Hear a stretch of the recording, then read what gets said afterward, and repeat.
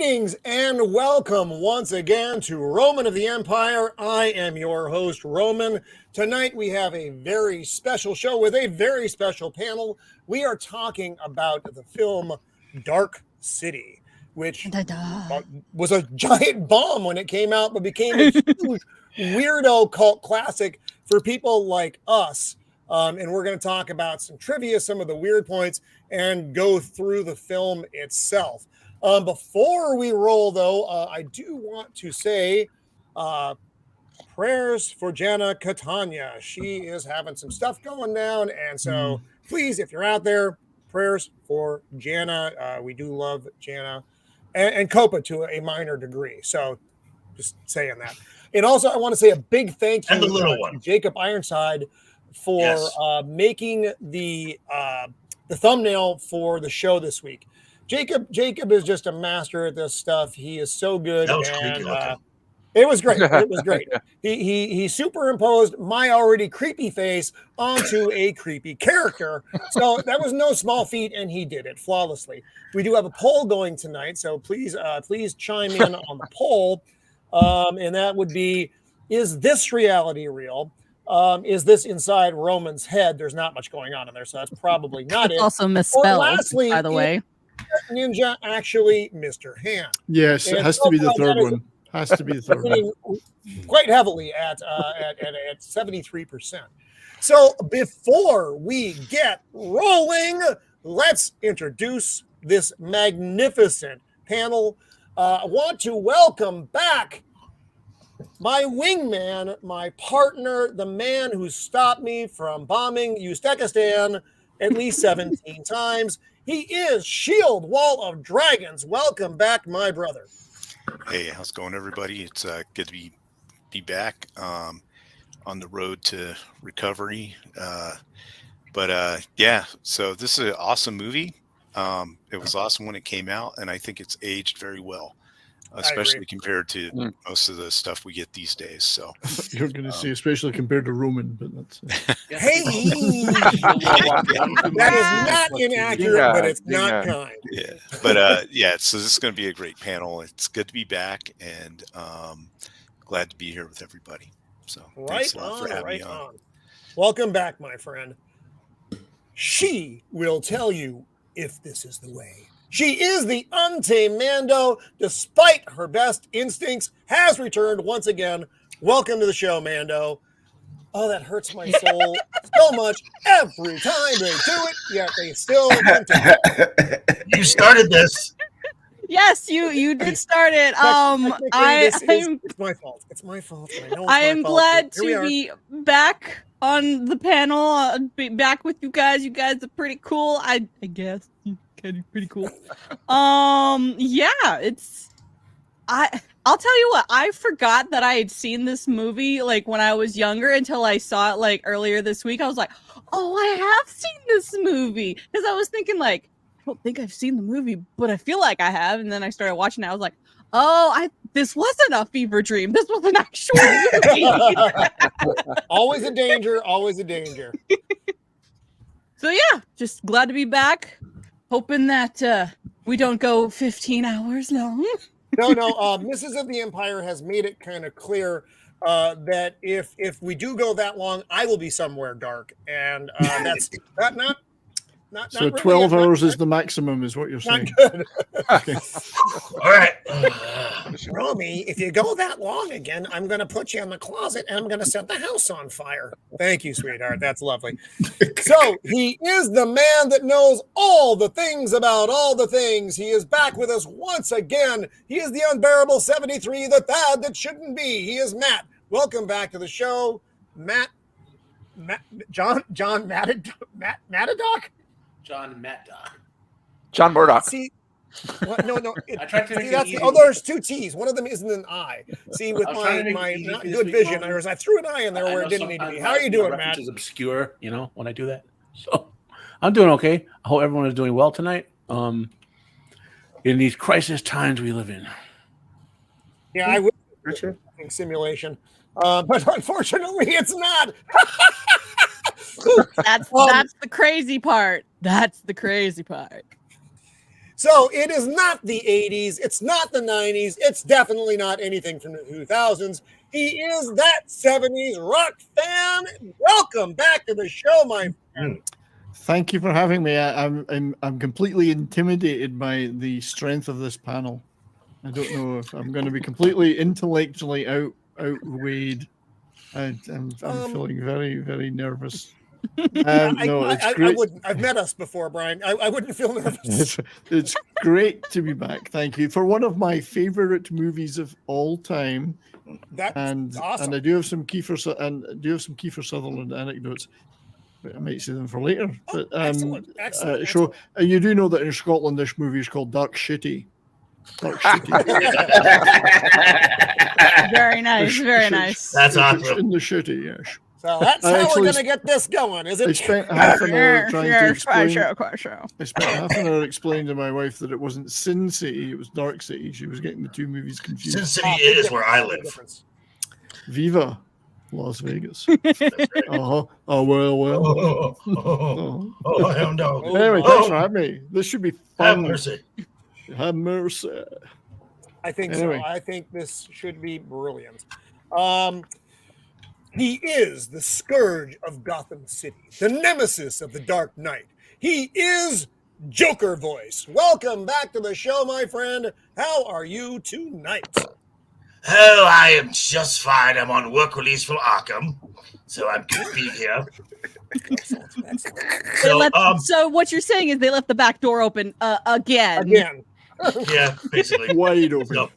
So I was told on Tuesday that I would be here, and I'm like, oh, okay. That's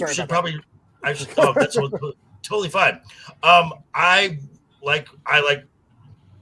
Amanda watched this years ago, so this was really like a first the watch again, and I'm just like, wow, this is right. Right, exactly. It's a thing. Yeah, no, it's a weird and interesting watch. I like Shieldwall. I think it holds up very, very well going into the modern era. So he is not just Jinja, nor is he just Ninja. He is the Jinga Ninja coming to us from the land of the rising sun. Welcome, James. Good to have you back, man. Yeah, man. Thanks for having me here. I feel very honored to be on such an amazing panel. It's been a while since it's a given. I know it's been a while. Been on a bit of a hiatus. We're on summer vacation over here, so got the little one. Spent a lot of time with the family, so I haven't had a whole lot of time to do YouTube things. So, but I wasn't going to miss out on this, especially when Roman gives you the invitation. I mean, even though it was like about 10 minutes ago, but I'll take it. Maybe an offer you couldn't refuse. An offer you couldn't refuse. That's unkind. That wasn't nice. That wasn't nice to make me feel good. No, this is a great movie. I've watched it several times, but like most of the times, it's just one of those movies you can have on in the background as you're doing work or something like that. You can enjoy just listening to it. Great music, good dialogue, and everything. So enjoy. Yeah, really looking forward to talking to you guys about it. Awesome. Hey, he is the cycloptic force for good on the interwebs. He is high ego. Wow. Damn. Welcome back.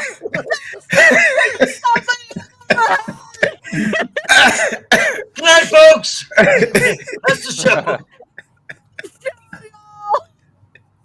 That was great. What? Oh man. I'm sorry, Ego. That was it was good. It was hilarious. I'm actually, speaking of that, I'm probably going to go to the movie theater tomorrow when I go see Blue Beetle and see if I can get half off or only be able to see half the movie. Ooh, we'll I'll let you know how it goes. The good half for the bad half. Yeah, make sure you don't have to like gouge out the other eye while you're watching Blue Beetle. Exactly. I'm gonna try. I'm gonna try. They should pay you to even watch half the movie. I am lucky that that I am lucky that the theater by me matinees are only $5 and they go till 4 in the Very afternoon. nice. So Okay, so you can, okay. I'll look forward to your review as well, man. I'm Of going to course. go to So, this. I'm going to the cinema tomorrow to see a Korean movie called The Moon, and it'll be way better than Blue Beetle. Trust me. That sounds good. I mean, I have a review of just an article about Blue Beetle on my channel, and I like you could literally see my soul leave my body reading this article. Yeah. And I'm just like, oh, Yeah. no, this is I just making love- me want to watch this. It brought your soul low, cholo, in fact. I just love the fact that we have a member of the panel that refers to the experience as the cinema. It just brings a level of class Cinema. to the entire thing. The flicks, as we used to call it. The flicks.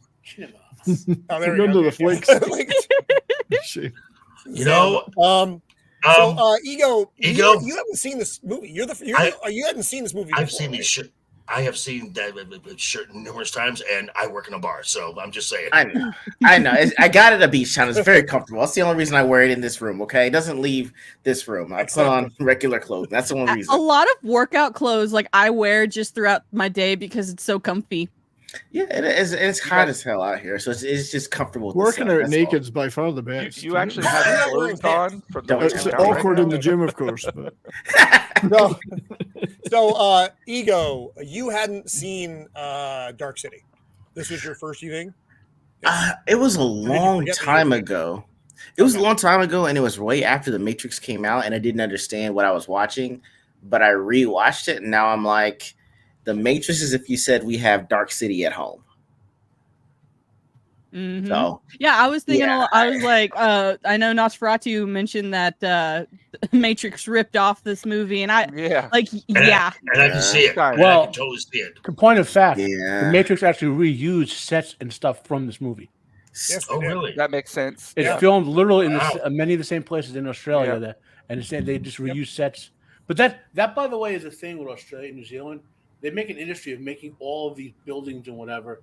That if you watch enough stuff filmed down there, like if you watch fantasy stuff filmed, you'll see the same castles over and over again. You'll see the same. They have an industry of making sets and whatever, like real buildings and whatever, for it to be reused for all the stuff that's filmed down there. Australia's I not mean, a they used to real do that with place. westerns all the time. That's what I've I heard. can see that. That's what I've heard. Not a real place. Not a It real doesn't actually place. exist. How can No. anyone actually Australia film is that? too real a place. Oh, it's not Australia; it's Emuland because, Australia. like we all remember, they lost Australia? the war That's right. with Australia. birds. Emu took Australia over. is the only place where 3 of the deadliest spiders in the world are common backyard pests. And they all live in toilets. Nope. And Yikes! then Mike No, jumped in on them. remember, Thank you. if you have to go in Australia, best beware. So let's look at the chat, see who is floating out there who decided to hang out with us, a bunch of weirdos tonight. We have Melvin Deeply from over in the UK. How are you, buddy? Nosferatu, my great undead friend, welcome to the chat. Stephen Ransom, pal, good to see you out there. Invader Zim, always love to see Invader Zim out there. And yeah, you asked the question of Ego. Your Barney out there, greetings and welcome to the show. Those are fun. I don't know what I'm looking at because I can't see very well.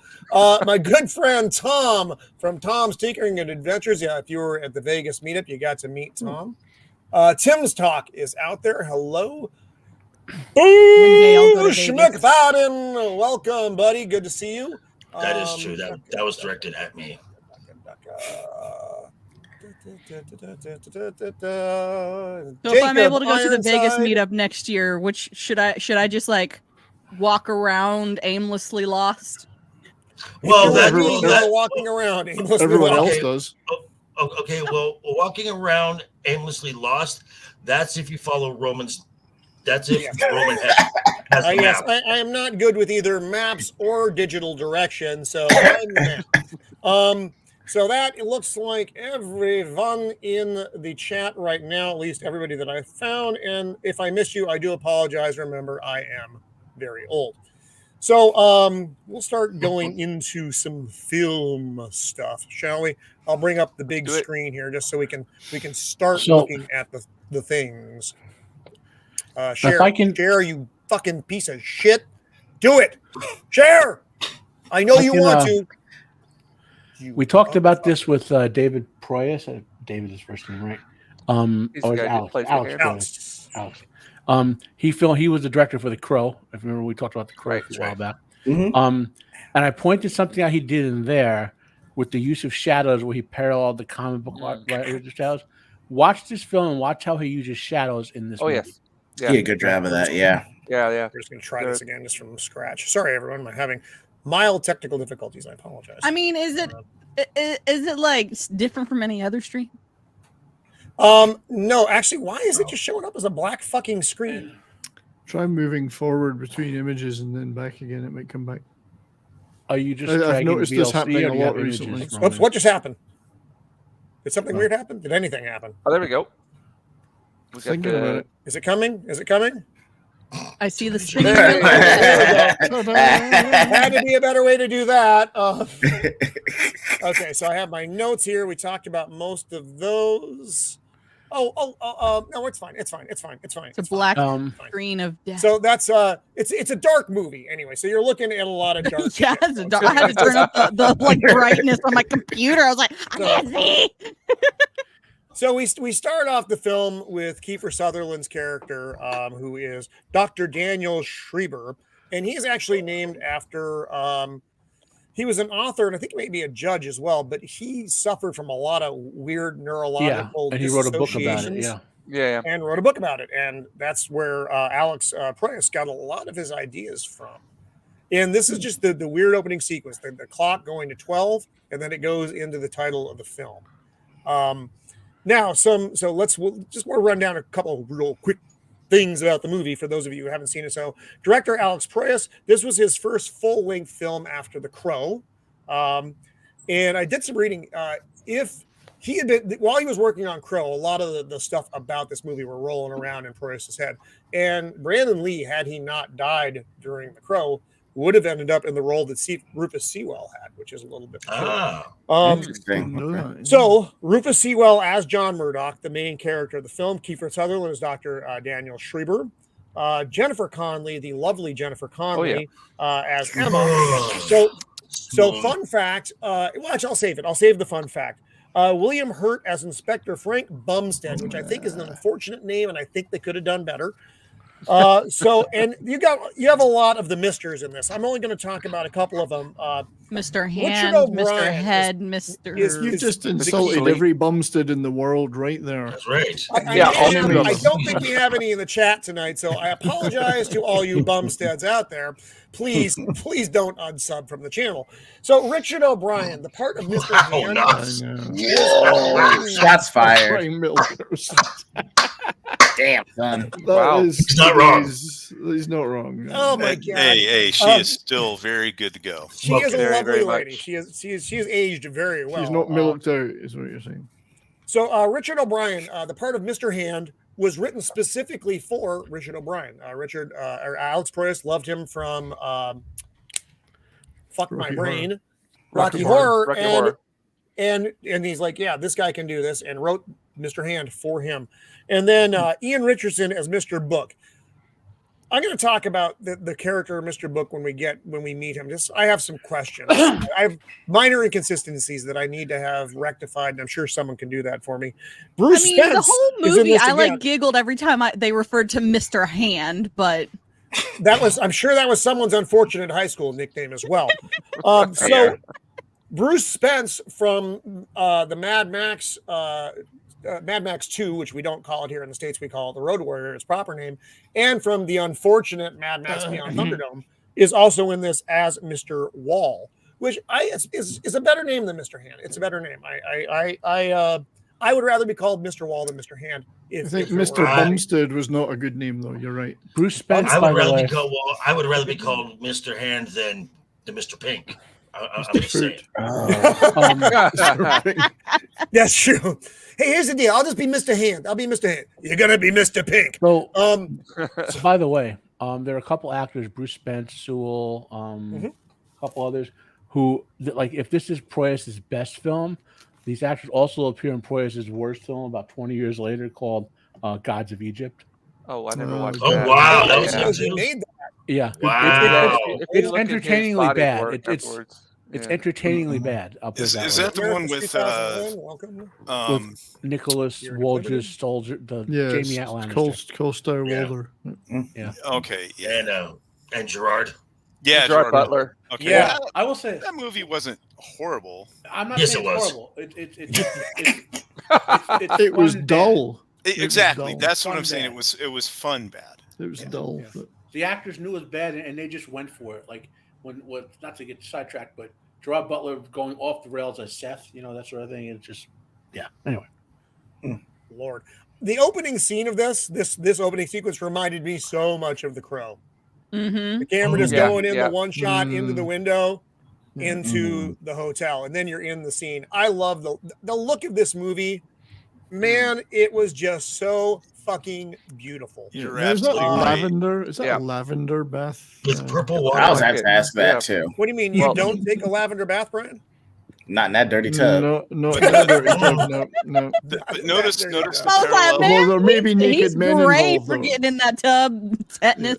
There may be Notice the naked men parallels involved, of course. to the lighting and how everything looks like it's kind of like a Mm. proto 1940s Mm-hmm. kind of, but this is maybe the 70s, It's so it's all kinda dirty, retro like 20 years of future, grime on everything. Yes. But retro it- futuristic noir. right, retro futuristic. It really reminds me of the Matrix and that building Oh, they're yeah. in Oh, the yeah. beginning Right. sequence. Yeah. Same Yeah, yeah. lighting, everything. Yep.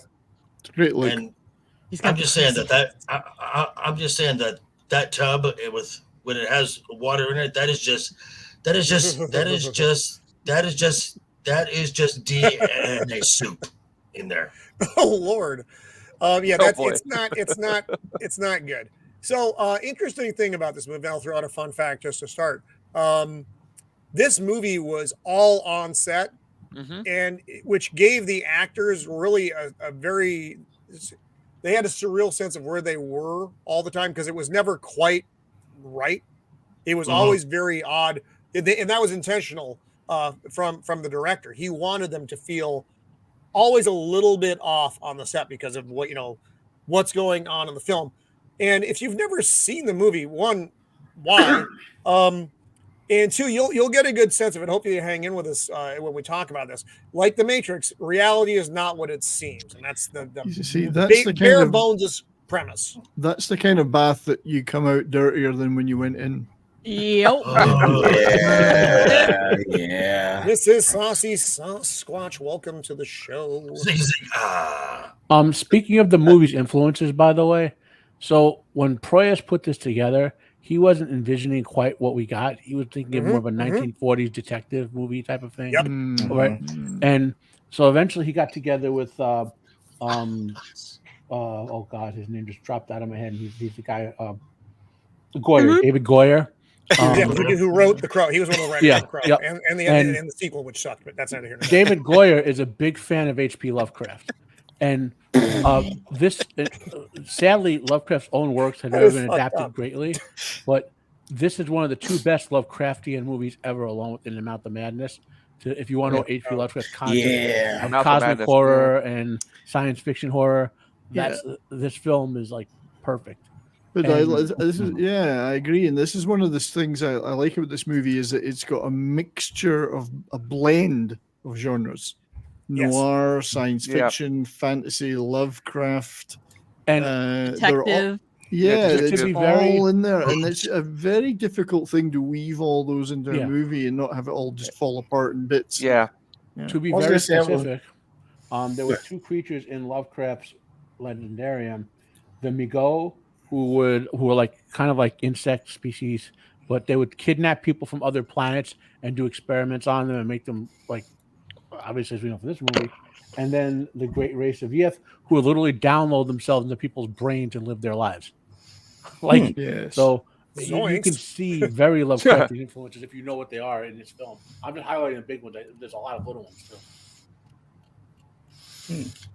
So I our agree, by the main way. character wakes. Oh, go ahead, Brian. I was going to say, I agree with Melvin earlier about Rufus Sewell. I've always liked that actor and always thought he should have been a bigger star. Yes. I do Yep. too. I I have think he's great. Yeah. I have a question. Do you guys when I saw him, I was like, "Hey, ain't that Poe from the Star Wars movies?" I thought he looked. No. I don't know the same to y'all. I didn't say to me. I was like, "Okay, Close. that There's guy's a- living there's like a- this guy should have had." I can see where you're coming from with that. Yeah, there's a Yeah. It's a At a similar. cursory glance, they do kind of look similar. But Yeah, I got a question. What do you think Rufus Sewell's best role is? Knight's Tale. There's Knight's a Tale TV. is good because he gets to play a good guy. There's a John TV show Smith. called The 11th Hour from 2008. Yeah, it's It good. was kind of a non-science fiction version of the X-Files, is the best way to put it. Only ran one season, but I loved him in that. Yeah. And obviously the man in the high castle, I can't think of anybody that was better for I that read that. role than Yeah. him because he had I loved him. he had in a that. great mixture of humanity and obviously though he's representing an ultimate evil, but he still came across as human. And he Yes. the devotion to his family and his desire to protect them, even if it meant going all the way to the top in this evil regime, if that's what it took, you know. They screwed that character, in my opinion, Brian, because the writing went off the rails in the later season. It went like way the fuck off the rails. because the book he stops did at a shit. certain point, and Yeah, he did shit he never would have done. That character was on a certain path, and that path, there was a redemption arc for John Smith that should have happened that didn't happen. That's my opinion. That's a whole different fucking thing. I agree. But And there's neither here nor there. But there's another great series called The Pillars of the Earth. Yeah. If you've ever seen that, he's brilliant in that as well. Very sympathetic character. Do you think that another actor like Brandon Lee could have played this role better? Whoops, sorry about that. I was thinking of the actor from Gladiator, the evil emperor kid. What? Joaquin Phoenix? Oh yeah, okay. I could A lot of him doing Joaquin that. Phoenix in this role. Okay. His line delivery it reminded, because I'm like, who the fuck is that? I'm like, oh, it's Joaquin Phoenix. But this was obviously, well before that. But his American accent, because Rufus Sewell is British. If you don't know who the actor is, He is. So By anyways, God, he's English, you know. so he wakes up and he has no fucking idea what's going on right now. He had the blood on his head. It wasn't his blood. He puts some clothes on. He stumbles out of the bathroom. He breaks the fish bowl and he drops the fish. And he picks it up and puts it into the bathtub. And we see this He fucking kills it instantly. Go back. Right, instantly killing it in that fucked up water. Roman, man. Roman, go back one Yes. panel. So notice how the fish is an entirely different color palette from anything else you see in it or near from scenes before. Right. Nice. Pay attention to that sort of thing throughout this movie. Mm. I see. Yeah, it did. But- This movie had a very definite color palette. And then It's Nick- also interesting that he started off in the water as well, because as we find out later in the movie, the water is Yes. something that these guys do not like at all. So it's So yep. the first thing he does is he tries to kill a Jinja. That's the first thing he does. Sorry, Hashtag genocide. yeah. So it's That's confirmed he And works for then he Disney. picks up his strange sexual device that he found lying there. Yeah, this thing, you don't know what it is. The camera just pans onto it for a second. You have no idea what the fuck this weird, Strange sex toy. peculiar thing is. And then he's trying to kill the Jinja once again by putting it in the bathtub water. Which is which at this point is clear. Yes, it is clear now. Yes, that's yeah. right. But, And then in later scenes, it's clear. It's so weird. But that's a well, they didn't good want to show point. Rufus Sewell's little seahorse in the water, so that's probably why it was cloudy. Little Rufus. Yes. So he's rummaging through the room now, just finding different this and that. He doesn't know what the fuck's going on. Our first He's mention of clearly Shelby's. disoriented, and he has a little memory. Ooh, that's me on Sunday mornings, by the way. The whole, That's me. Rockfan That's me emotionally. after work. that whole thing with that card and chasing that memory and trying to unlock that thing. Yeah, that was I think that a lot of people, I know I did, kind of find that profound, is that you're trying to kind of maybe find your way out of whatever reality you're in to kind of get to the truth. And I think this movie has a lot of those kind of internal messaging Oh God, yes. for that kind of stuff. Yeah. Trying to get out of the rat race. Yeah, or whatever, go up find the your maze. true self, or there's something else out there, but you just can't, Can't get to Just it. beyond Yeah. your reach. Yep. Much like Mr. Hand. Come on, that was kind of. It wasn't great. It wasn't my best. I'm not proud of that. It's gonna get weird. There It's you gonna go. get There you weird, go. folks. Now, for all the young people in the crowd, that's a rotary phone. Yes, Yes. and I actually used one of those devices when I was a We young grew man. up They with still those. existed. Yes. I've It's a actually made a landline phone phone. call on a phone just like that. I mean, it was I have horrible. as well. When, My when I grandparents did, had a phone like that. Yeah. So. Yes. Yeah. So that's one of the things about this movie. There are a myriad of time of decades that are kind Time of shoved together specific. awkwardly. Yeah. Smorgasbord. There was a word Yeah. that I looked up that described that. It's called anachronistic. Anachronistic. Yeah, Anachronistic. anachronistic. I don't know how to pronounce it. And then Yeah, I've never heard of that word. they I've been in add Japan too long. words to it like Yeah. steampunk or Right. atomic futurism. Cyberpunk. I wonder what the Yeah. Japanese word Lovecraftian. for it is. I wonder what the Japanese word would be. The Japanese word for it is mechokucha. Well, there you go. No, I'm just Oddly joking. I enough, don't know it's what it is. also anachronistic. Anachronistic. So he gets a call from Dr. Schreiber, and Dr. Schreiber's telling him, "Hey, dude, I know you don't know what the fuck's going on. I can help you. There are people coming for you. Get the fuck out of the room." All right. And as he's talking to him, notice the big. He gets the realtor eyes here, Yeah. and he's looking across, and he's like, "What the devil?" And yes, I did cover up nipple in this. There, so in case Oops. the nipples have been covered, there are no nipples. in the scene. I apologize for those of you who love nipples, as I do. However, To me, hers looked a little deflated, if I'm going to be honest. She's a member She's of, laying down. she's you in the know. member of the Dead Boob Society. It's an in joke for me and Darius Munchausen. The Dead Boob Society. She's got these peculiar spirals carved into her torso. And Rufus is like, and Mr. Murdoch, who doesn't even know who the fuck he is at this point, is like, okay, I better go now. Leave. Oh, Yeah. bloody knife. That's never good. And here we meet the strangers. I love it. I mean, so much My in the God. first few minutes. It's so Yeah, much yeah, good there- stuff. It is. It is. Yeah. That design is it's simple, but it's so good. Just Mm. the just the silhouette alone just lets you know, okay, danger's coming. There And the framing of the shots is Mhm. beautiful. It is just so well, much like The Crow. We discussed that maybe a month ago. The way Alex Proyas frames his shots and everything, but that latter movie, he knows what works with the eye and mind. You see these scenes, and it hits you almost, viscerally. Everything touches you in a certain Mr. Ham, in a certain way. That was a good one. That was a good one. Thank you. That was better. I think that was better than my last That one. was What's up, Zax? You deserve that one. Yeah. The cinematographer seems pretty good, whoever he is.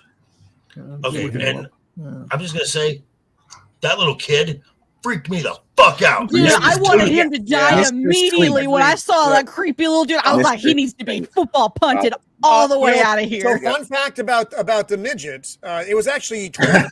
It was a boy and a girl. It was brother and sister who played the weird little kid one. Really? So we go through. They and needed the to be clock is hunted.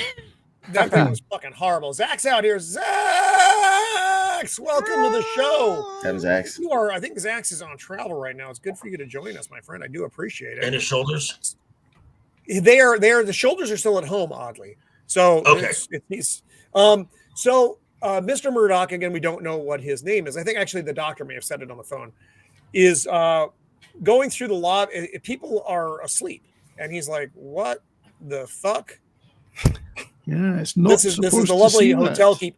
I actually, when I first saw the guy, I thought it was Gideon from The Crow, but it wasn't. I think he would have been a good one for this part, but it's not him. Mhm. So the clock strikes midnight again, and everybody suddenly wakes up. And he's like, "Hey, you only paid me for 3 weeks, and that ended 10 minutes ago." You gotta pay. And cash on the barrel. And I'm sorry, he did. Fuck, I missed it. He does show him his name in the ledger, and it says all it says is J. Murdoch. Jay So he Murdoch. doesn't know Right. his first name. He only knows J and Murdoch. Mm. So he's wandering around in this creepy fucking cityscape. He chucks the bag because he's like, fuck this. And now we're back in his room with the strange pale gentleman. With the creepy Fuck. Mr. Hand. That is it is a gorgeous look though, because man, that Yep. gives you the fucking gibblies. Yeah, apparently the DP that did this is pretty well known. I think. I mean, I don't By know the way, names guys- of those guys. He's done a lot of good stuff.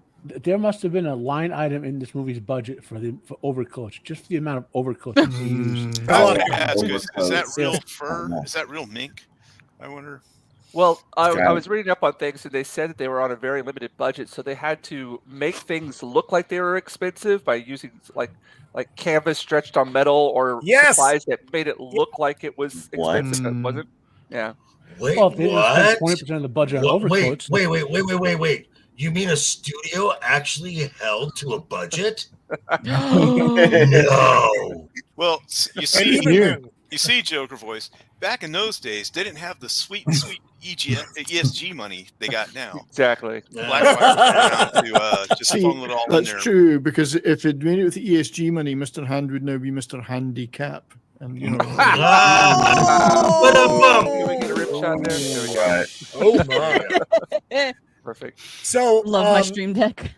now Mr. Hand speaks, and we don't get tons of lines. He's like, Mr. Murdoch, yes. You'll tell us where he is, yes. He just is his peculiar speech pattern. They all kind of say it, but Mr. Hand is the only one who speaks the most. And there's that. You see that motherfucking little weirdo down there in The between. little Ah! demon child that needs to have Yeah. his face punted. Zoinks. Yes, Now, creepy. Yeah, so now the guy in the center Yeah. of the thing. I have seen him in other films, mostly the vampire films. He was in Queen of the Damned. He was one of the elders, and I was dating a girl at the time, and she dragged me to one of the Twilight films, and he is. No. And Bro, he is. It's okay. You would see it by yourself. It's okay. Yeah, man. You No don't have to judgments give here. an No excuse. judgments here. I've heard that No, explained no. many times. No. My girlfriend. So, No. so you're saying that this guy is kind of typecast to play like You're talking about Bruce Spence. I believe Bruce that's was on the left there, wasn't he? Bruce Spence was in a lot of stuff. You've seen him all over the place.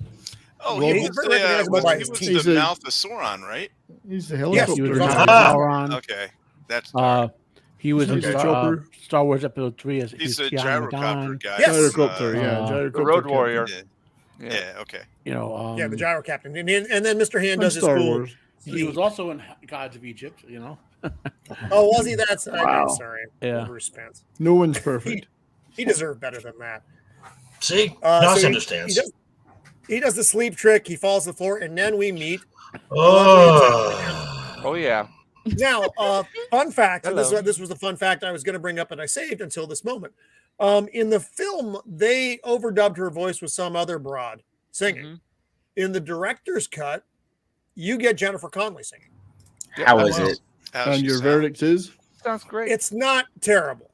It ain't great. Yeah. It ain't great. Not terrible. You know what she sounds like? She sounds like someone who sings in stage theater Okay. and then tries to sing in regular songs. It doesn't generally translate. Sometimes it does. You can usually tell though, and it's not terrible though. Quite frankly, I think it works better I in the think- film having her voice. Yeah, well, I think a good part of that as well is everything kind of seems off with the whole setting and everything, and so her voice not being like this extremely Mhm. perfect, it kind of works in Yeah. that sense to me. Yes, Yeah, I haven't seen the other version. I've only seen the director's cut version. So, Didn't Okay. she sing in Labyrinth? No. Did she sing the song about the baby or something? No, that When was they get David kidnapped by Bowie. the No. goblins. Oh, Yeah. no, the No, girl in Labyrinth. I don't know who the Yeah. girl in Labyrinth. Mrs. of the Empire could tell you. I wish she was watching right now so she could chime in, but she's obviously not. I think last week may have been too much for her. because it was Jennifer Connelly that was the girl. Right. yeah, I don't Labyrinth, think she yeah. had any singing parts in that movie though. Nope. She did No, not not. at all. Yeah. Guarantee it. Now, Yeah. I love now- the band now- in this as well. Right. So on I believe it was on here when we talked about the shadow, and then I was on with Jacob Ironside, and we talked about the Rocketeer. I love this look. This 20s club setting with the singer in the band in the back, the mic stand, all of that is just gorgeous. Yeah. And look And at if the these use of fellas- color again with her Yeah. green Oh dress. yeah. Yeah. Yeah, to make the thing stand out in the otherwise drab world. And she stands out. And if Yep. these fellas weren't real musicians, by God, they certainly moved like them. Mhm. I mean, this looks like an oil painting, the way it's framed. I just, again, I love the look of this so much. And then so she leaves the stage, and one of the gals in the club, she's like, "Hey, Emma, your husband's doctor was by, and he wanted to have this card." How was And that so she again? gets the card. I don't want to do it again.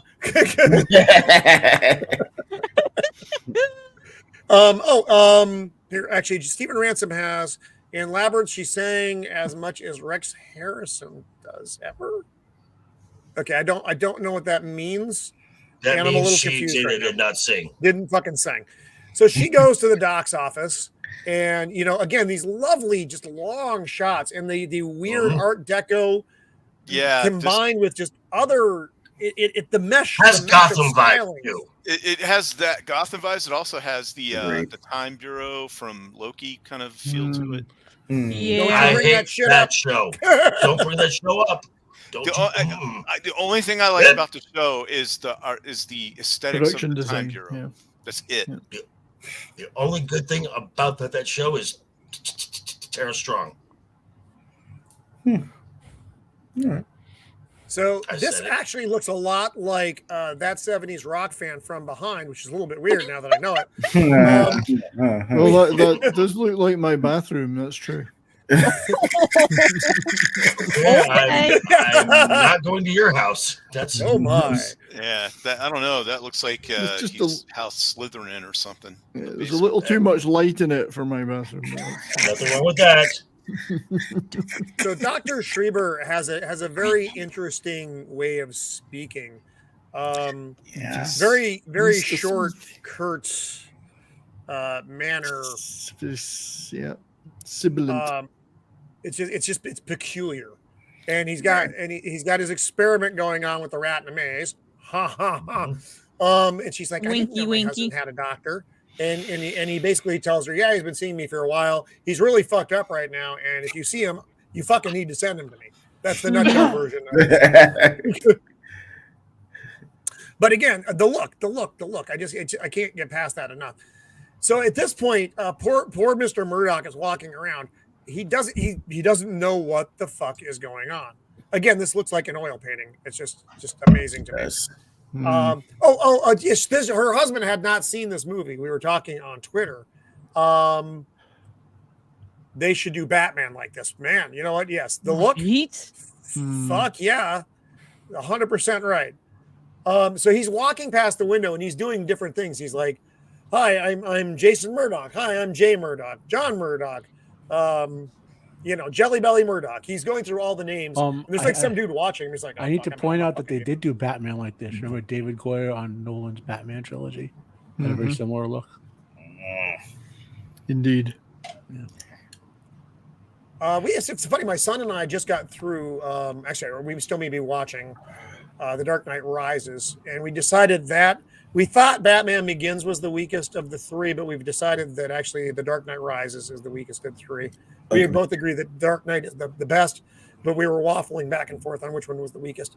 And we can discuss that another day, because I actually would want to do a show on our favorite Batman movies in a few weeks, and we can talk about all that stuff. So we shift from him having his conversation, his internal monologue about what his fucking name is, to inside an apartment. There's a metronome, a picture of some gal, and a gentleman playing an accordion. Not Mr. Hand, by the way. Which is the most evil.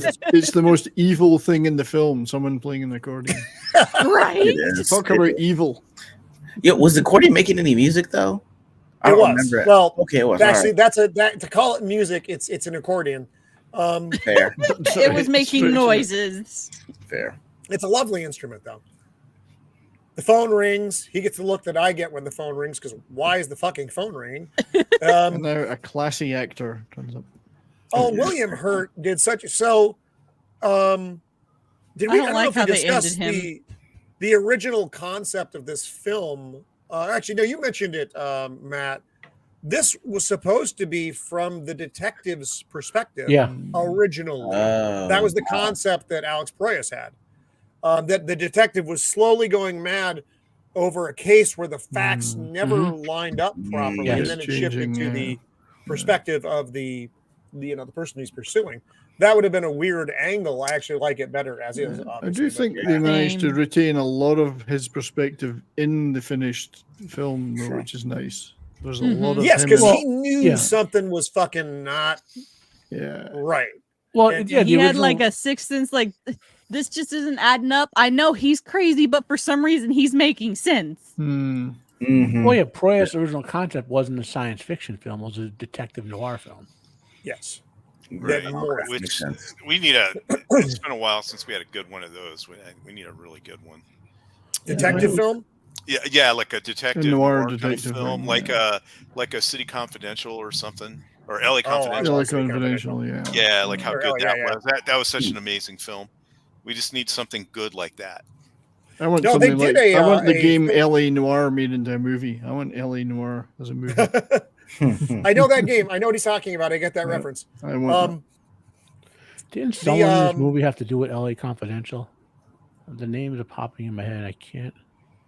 I can't help you with that one though. can't remember. So he gets a scene. There's been another one, meaning there's been another murder, and they're calling Detective Bumstead, horrible name, in. We shift back to the hotel. This is the hotel clerk. Suddenly, it's not. It's not a Netflix remake. This is something that happens in the film. Come on, that was all right. I thought that was okay. It was all right. It was all right. It was all right. But he's Okay. his. I mean, his lines and his memories are the same as the gentleman who were at the desk. He's like, and I told him it's cash on the barrelhead. Exactly repeated. And yet there's no barrelhead to be seen I anywhere. don't know the barrelhead. Exactly. So You then we know? get the John Murdoch, the J Murdoch, in the ledger in his room number. And that's there's a bit of trivia regarding the John 6:14. It's a Bible verse as well, but I don't remember what it is because I'm not that clever. So this was originally another detective's case. And Hey, Roman, go ahead. Yeah. somebody wants to say hi. Oh, beautiful dog. Wow.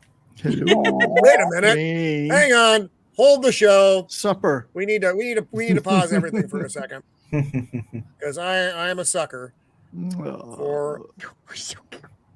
Oh my goodness gracious! Come on, blow it up! Blow it up! Oh, hello! Oh, that is so cute. Is that a chocolate lab? No, she's a mutt. She's my roommate's brand new dog. Her name is Xena. Oh, you're a princess indeed. Oh, she's so cute. Beautiful. That's a cute dog. You're so cute. See, I would love do the that little light with- on her chin. Oh, so cute. I would do that with Pippin, but he would eat my desk at this point. All right, time to go. Time to go. Mwah. Puppy. Be right back. Go play, guys. Go play. So what Wait a I'd like to say, Roman, about this William Hurt's detective is that There we go. maybe it's his first day on the job. How, knowing what we know No, about exactly. the movie later, maybe he wasn't a detective until now. Nope. We have no idea how long any of these people have been. He Any of thinks these he's a people. detective. He has the memories of a detective. Yeah. So his one of the other detective who had it previously, in the minds of all these people anyway, went bonkers, and they've handed the case over to Detective Bumstead. This is John Murdoch on the street looking at his fingerprints, which are just spirals, which is weird. He's like, that's weird. Oh, I hear the dog. If you want, I in the comment section, I put the verse, the John 6:14 In in the where comment did you put section. it? In our comment section? No, not in the private chat. Oh, let me see. You can Okay, have- so In the actual comments, the chat, actual Yes. chat. Yeah. it's in the chat. Oh, in your chat, in the other chat. I'm sorry. I'm The new at this, chat. folks. I've only been here for a very short time. Please forgive me. Then those men. So, There's the color. when There's the bit of when color Murdoch- again. Right. left the hotel, they said his wallet was at the automat, and that's where if you know what an automat is. You go, you put your money into a coin thing, and there's food in the window, and you take it out. Food is that's putting it real? a bit strongly. Okay. Wow. No, so the original automats were basically a restaurant where they cooked real food fresh, and then they put it in these little shelves, and then you put money in and open the door and pulled it out. So it'd be like hot soup, a sandwich. You could get like turkey dinners, all that stuff. The original ones, like back in the 20s and 30s. Sounds like a good idea. There was one in Akron, Ohio that closed in the 70s. So I actually got to go in there and eat at one, like right before it closed. And it's basically diner food, but you just had a big selection. This one had like a rotating thing for the pies. So you just hit a thing and it would turn, and you put in your money and then open it up. But obviously now things are so expensive. If they had one, you need like your credit card. Yeah, a credit card or something, because you basically that was the last time you could use change to like open this stuff without needing like 4 rolls of quarters. So Mando found the verse here. I'll just John 6:14. After the people saw the sign Jesus performed, they began to say, "Surely this is the prophet who is to come into the world." So I don't think that's by mistake at all. I'd be very surprised. I don't think there are a lot of mistakes in this film. So he meets a prostitute outside the diner, because that's where you meet prostitutes. She's the prophet. Oh my. Yeah, see how this dude is like in the back, just like putting food in there. So the trick is to find the one he isn't spatting. Right. Yeah, none of this food is prepackaged. It's all fresh made. Yeah. And then they just pop it in there. When I was a kid, I went down to AC, that's Atlantic City, for those who don't live in Jersey. And I remember they had stuff like this down there still.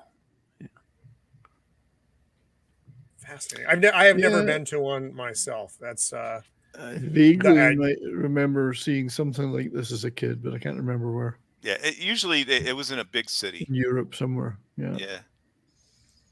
And so he puts his wallet in there. Of course, he doesn't just open the window for him like a nice guy would do. And then we get a glimpse of John has something going on with his voodoo powers. Special. So a couple cops come in. Dude's trying to get out of here. He's like, "Fuck, I need to get out of here." And is he eating his wallet right now? He's not. Oddly enough, Because he not. got it out Although of the it's probably automat. the same quality of meat that is in the automat.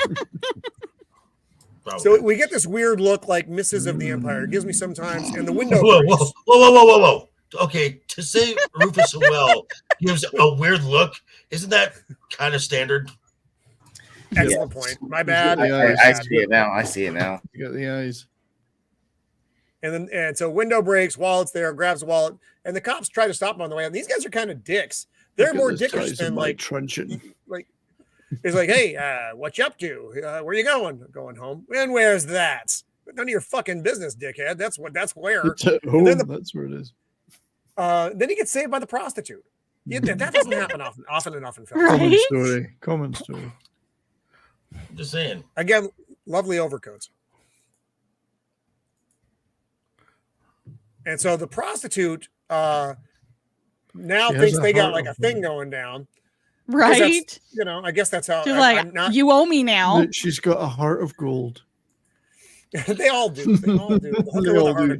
And she especially likes him. She is working her way through college. And she, the only fans of her day. She thinks of him differently from just a client. Right. So we're back in the room with the cops and the dead other hooker. And thinking about it, with the way the aliens have this set up, that's like one of the creepiest things. Like in one life, you could be like a scientist, and then the next night you're a prostitute. Yeah. I would be thinking at this point, would somebody switch a light on, please, so we can see what we right? do? The whole movie, I'm like, can we just like Can we just put the light on somebody? There must be a light in here. Come on. They really don't like light. Okay. Hey, we have a couple more folks with us. We have Nadia. We have Copa. Welcome to the show, buddy. Yeah, what's up, Copa? Hope everything is going all right at the Catania household this evening. So the thing about and Pops, the perpetual kind of how dark everything is to me, it's almost just like a character in the movie. That pervasive darkness.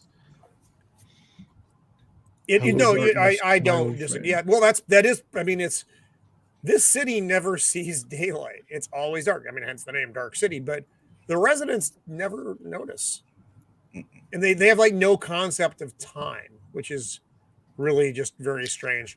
And I thought it was. Go ahead. It takes a while as a viewer to figure that out as well. Right. But I was going to say that was also why they didn't show any children that were awake, because that's something kids might ask. Like if they were left long enough alone, they would ask those questions that Murdoch's asking. So it was weird that I only saw 2 kids in the entire movie that weren't Mr. Sleep, and they were both sleep, and then they got injected with new memories. Yeah, you don't see a ton. That's I mean, right. there's one more kid in the film, and we haven't seen the kid. Who is the weird little freaky kid? So this is like the 6th murder as well, just for those of you. And now we're back, and it's the broken fishbowl. And Bumstead, for some reason, realizes it's the broken fishbowl and falls back to the tub. I don't know, whatever. And there, the ginger fish is like still that young alive. detective. So Just now like, he's gonna interrogate In clear the fish water. now. In clear. yes. Who put you in there? And ask what kind of person kills? What kind of serial killer saves the fish, basically? But is that fish called Wanda? And it's been nice having Matt with us tonight, folks. But He'll be here some other time. so while they're looking at the fish, the other detective, the crazy one, blunders his way up there, and he's like, "They're watching! They're watching!" But is he crazy? They're coming. It's all perspective. Yeah, he's trying to warn them. He's but doing the invasion of the body snatchers. They're coming. Yes. He's the original lizard chick on the plane. These Not real. Motherfuckers. He'll be making an apology video soon. I'm sorry, everyone. I'm not sure he's going to be making anything soon. Well, after not after a couple scenes. There's not much to make with. So he goes crazy, and the young guy who fishes the fish out of the bathtub asks, "Who's that?" And he tells him that's whatever the other detective's name is. And there's the fish. Look at him; he looks all proud of himself, and he's like, "What the fuck, dude?" Like, you're bringing the fish? Like, is that your new pet? Like, what the heck? Nice job, you saved the fish. There's not even enough there for a snack. Never mind a meal. I know. Walensky. Walensky's the other detective.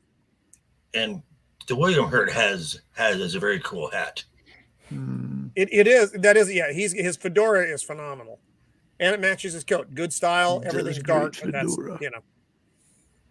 He looks the part. Detective Walensky was the previous detective, and you go into his office, and this looks like my son's room, except cleaner and more well organized. He's like, "What did I do to deserve this? I'm being punished for this." And less dead animals lying around.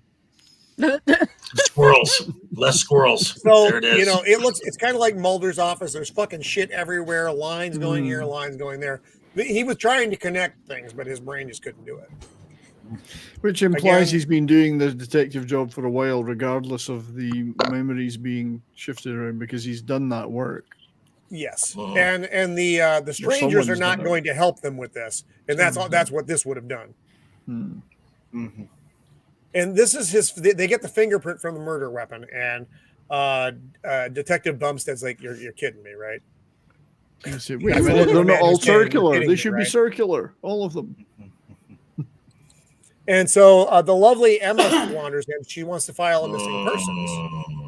And he's like, "Go to the front desk." And she's like, they told me to come see you. And he's like, "Why?" Detective, like, there's a milker here. My husband's missing. His name is John Murdoch. And he's like, "Oh, fuck."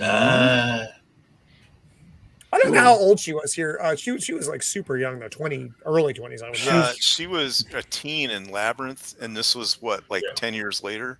Well, so she's 98. She's 2 years older than I am, so she's not 98. She's younger than that. 20. What in the What the dickens hell was was that? That wasn't me. That wasn't me. That was I Ego. didn't click anything. She's like 25 or 26 here, I think. Yeah. Okay. Wow, really? Wow. Because she's 2 So years there- older than me. So I would have been 24, I think, when this movie came out. Was that the ramen bus there? I would have been I've 27. got the high, I like was the road 6. is right next to my house, like Boosh. right outside. I had Oh. two gigantic trucks going past each other, honking horns. Oh, So, they were just saying. yeah. Ah. The horns were speaking in Japanese, by the way, too. So Oh, Okay. that's what it sounds like there. That's why I didn't recognize it. I was Um, 25. Yeah, of course, of 25 course. I was 25 when I went to see this at the cinema. 25. Wow. 98. Yeah. 98. I was 27. I was not. Again, I I was not. Wait a minute. 20. I'm so lying. old. Sorry, I was 35. Well, there's a difference. Yeah. I was A 35. little bit. Let's give or You take see, 10 nobody years. contradicted me, and I got away with it. But I have to tell the truth. Yeah, I was doing my math there. It wasn't working out. They're younger and I'm senile. So, so Jennifer Connelly and Detective Bumstead are having a conversation. He's like, "How long have you been married?" Because she keeps fucking with her wedding ring, and he's like, and she's like, 4 years. Why? And he's like, because you seem uncomfortable with your ring. She's like, I never take it off. And he's like, whatever. Strictly Um, speaking, that's true. They all say. And so he So shows her this list, and he's like, "You familiar with any of these?" She's like, "Why?" And he's like, "Oh, yeah, murder investigation." He's like, "Which one?" He's like, "All of them." Oh, fuck. So uncomfortable. And now she's like, "Fuck, I may have messed up here." And she's like, "I don't want to go." I seem to talk too much. Yeah, I said fuck. I have let slip a little too much information. Back with the prostitute. So she has a tattoo as well, which I think is interesting. I don't know if she always has the tattoo or if she just in prostitute form has the tattoo. I don't know. Gals with So ink he's like, spot. that's an interesting tattoo on the prostitute. And he's just kind of hanging out in the room. Then he finds a bear. He's like, uh-oh. Weird. And, while she's getting undressed, it's just kind of there. She's just talking. And she's like, what's your name? And John. he looks in his wallet and he finds his ID and it says John. He's like, ha, funny. And she's like, oh, that's appropriate. Ah! And then he sees a picture of Jennifer Connelly in there. He's like, oh, I clearly have a wife. And while he's doing this, he hears a noise and John, here's the John reference, where he looks just like Obergruppenführer John Smith, which is interesting. Spooky. And then there's a kid in the room and he's like, oh, Lord. Ah. And that kills the mood. And John smiles. And he's like, "Get the fuck out of here." Well played, Very good, Bob. Bob. First No, person no, to no. say That it, Bob. prostitute actually had Well done, Bob. emotions in her face. Well done, Pops. Well Well, done. guys, was she a prostitute the night before? No, She had nobody to She knows. may have been. She may have been the first person to get a role play as a prostitute, but by acting like a prostitute. But No, with And the she memory. doesn't swear here. You think she's going to say Yes, I "oh don't- shit" and she says "oh shoot," but as one of oh our the gosh darn it!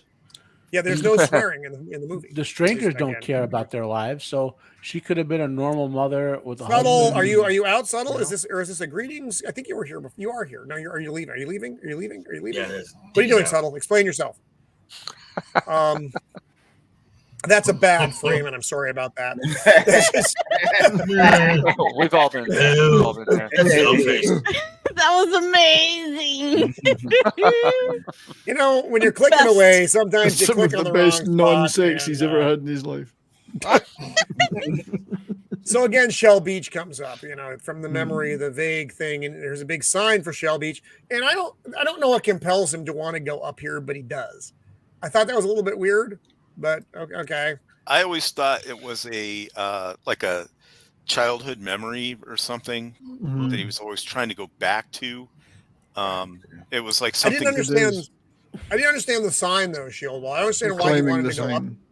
because He the kicks his leg- sign always reminds him of it whenever he sees it, and it like leaks through their conditioning or whatever it is that they're doing. It's like that thread that he can pull on every time. That's his MK Ultra trigger. Well, do you remember? Something like that. Kind of like how yeah, Do you that remember? I'm gonna say, do you remember the montage at the end when he got the full memory upload? Yes. A lot of them Yeah. were a lot of them were related with ocean, the sea, you know. Yeah, you're right. That's what I mean. I just couldn't articulate it correctly. I know why And he the goes big- up there, Roman. It's because Oh it's in yeah, the you got your script. It's in hands the on it right script. now. Well, It's in also the look script. at that. It's in the look script, at yes, the, that's why I went look at the sign. That looks like a Don't look think around. about it too Everything much. else is like a dark, dingy crap hole. Yeah. That place actually looks like some place you'd want to be. Pretty sure it's a high point. He's trying to see over the city and find the beach. You know, Could that's be. actually a good point. It's as good as anything that we've come up with, which wasn't very much. So, for the sake of The comments, two I'll brain accept cells that. amongst us all couldn't come up with it. So this big arm on the gal that looks oddly like the prostitute is waving up and down. And the arm has motion, much like Mr. Hand. Yo, was and she the leering was she summer the time, model like the that. night before for the sign? Oh, There's a killer on the loose again. So he's going through his pockets again, Mr. Hand, and he finds all these articles about this serial killer who's killing hookers. And he's like, Ladies "God, of the am I a serial night. killer who's When killing I'm hookers?" killing hookers. Lady in red. Sorry. That was a Doobie Brothers It's song me? from 1973. When I'm killing hookers. Hookers. So Oh, he's sitting it's a here great on the banjo floor. solo in it. Wow. So he's sitting here all dismayed, much like Ego is right now. And out come the strangers Mm. and Mr. Hand. He's like, we caught up with you basically. He gave us a good chase. And just so cool looking. And he's like, whoa, there, weird bald man. What the fuck do you want? Cajun Corey. I walk in and we're talking about hookers. Nice coat, It's not nice that hat. much different than any other show that we do, Corey. I mean, let's face it, you know. So he knows immediately, instinctively, they're not friends. And he does the thing. He's trying to make him sleep. And John's like, okay, What are you doing? What do you want? Like, why are you waving Jedi your mind hand? trick. Okay, you're Well, what do you think lovely. you're doing? You waving your hand. What do you think it was a Jedi? Get us with that here. And thank God he didn't speak in Watto's voice. That would have completely derailed the film. So he makes a move, and I got about another bad screenshot there. Falls through the floor, and John's they call it tuning, is what the Like you do with your guitar. Tuna. Yeah. yes, whatever Like the the fish. telepathic power they have is. So he makes the floor kind of collapse under them. It's falling apart. He can tune. Yeah. Can he They're like, auto tune oh, though? fuck. Can he auto tune?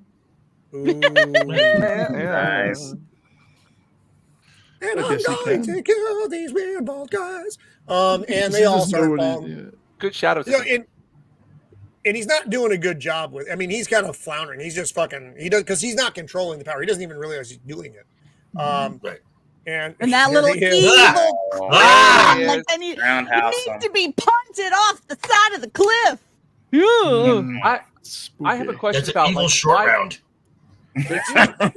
Somebody mentioned in the comments earlier that these guys look like Jack the Ripper, and I think it's kind of fitting that they use Well- knives to off people. If you want, here's some Yes. food for thought, guys. Yeah. So there were 6 prostitutes, I believe, that they mentioned being murdered. Yes. His correct. name is John Murdoch, John the Murderer, Jack the Ripper.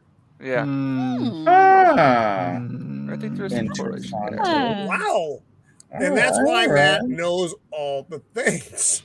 We That's have nice putting together. we have mentioned because for the sake of the comments is asking about Riffraff. Yes, we have mentioned Richard O'Brien Yes. as Mr. Hand, the wonderful Riffraff, and writer of all those great songs. And that's why, and Alex Proyas wrote that part very specifically for him. So this kid fucking freaks everybody out and has nightmares about. Okay, nice job. See, you could have avoided falling through those planks if you'd just done a jump to the left and then a step to I the like. right.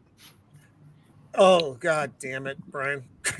That was unnecessary, uncalled for, and It's an So- infraction. That was an infraction.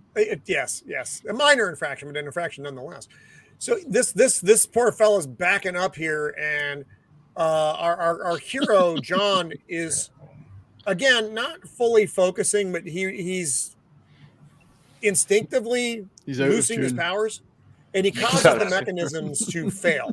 And the big fucking Right, hand, shot. not Mr. What's Hand, but big fucking hand, big difference, gives our fellow a good whack in the noggin, and it actually carves off part of his head.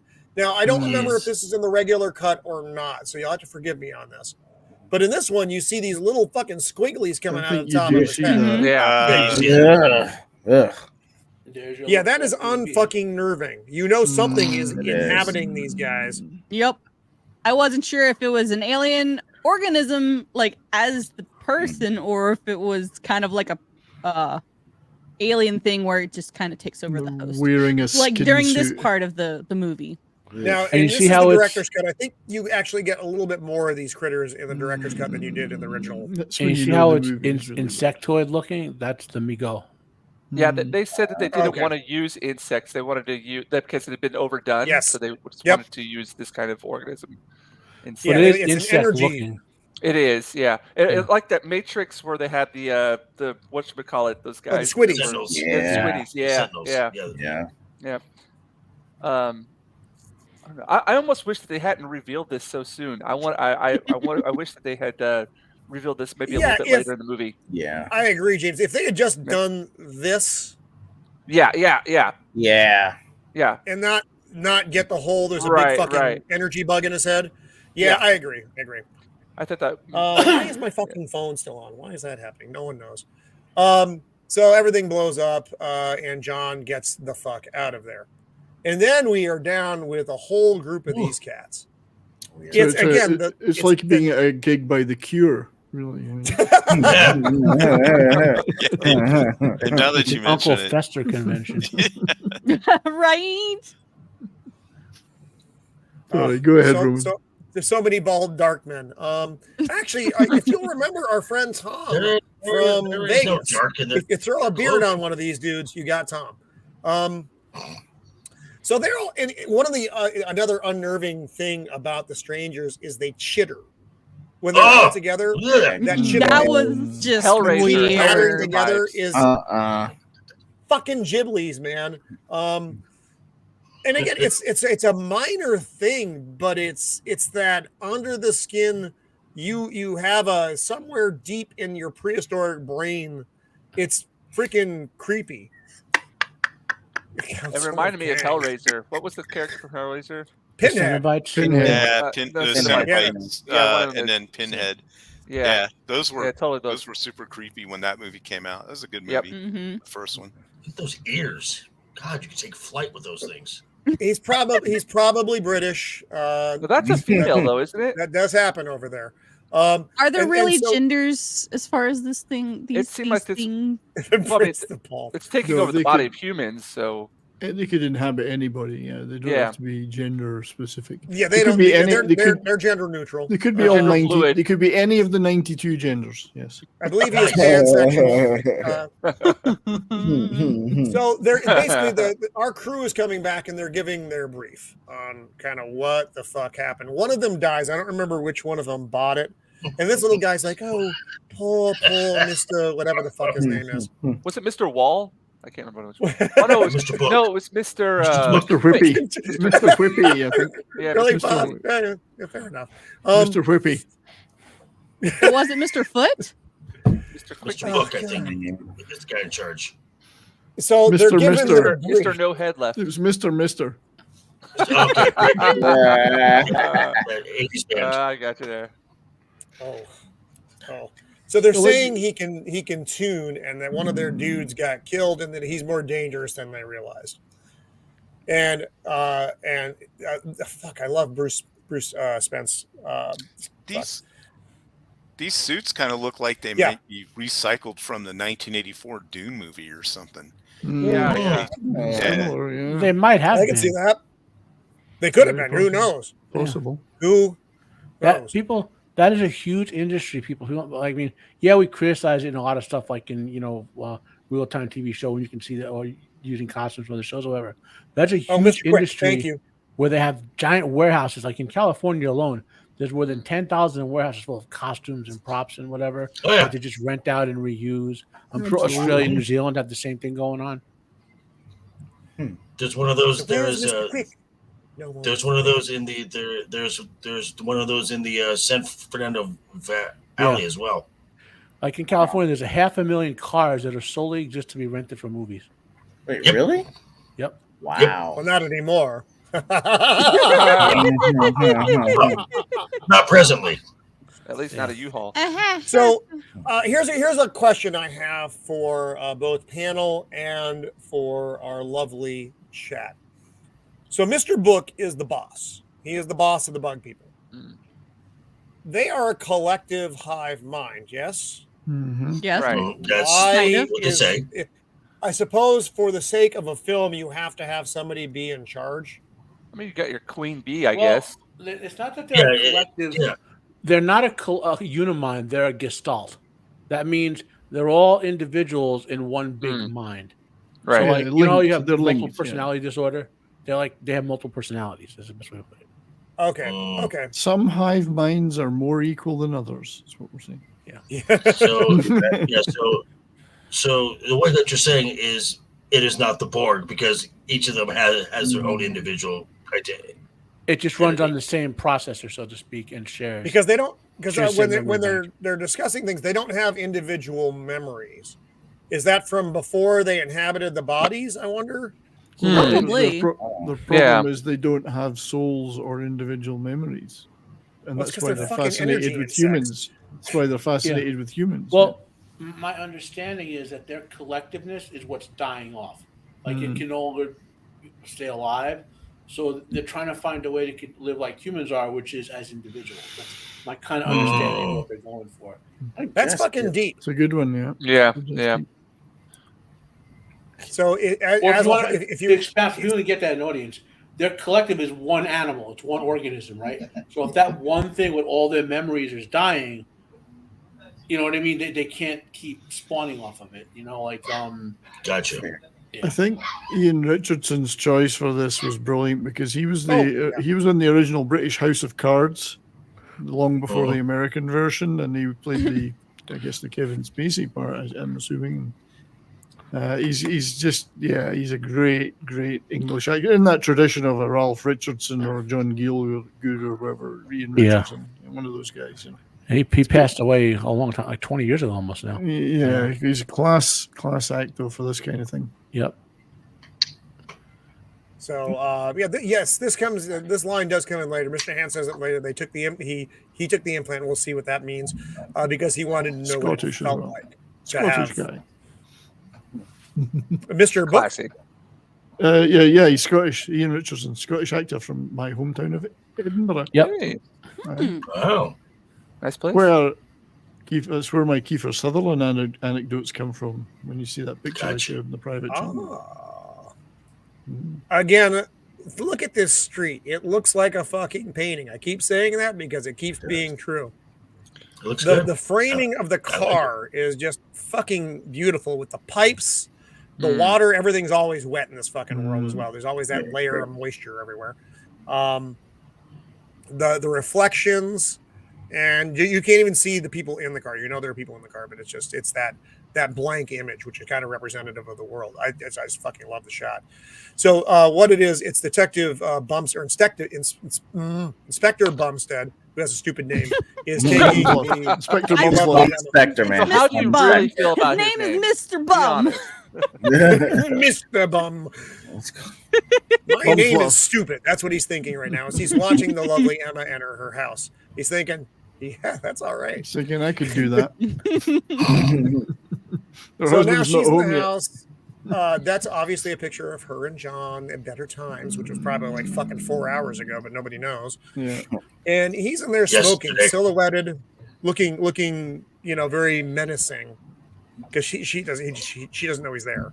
She comes out of the shower, which is the best time to surprise your wife, maybe who you don't know.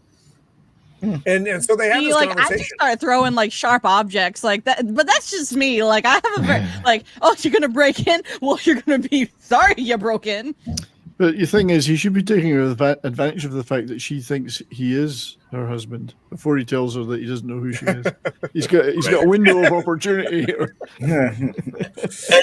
All right. The chat's killing me right now. I love a voice like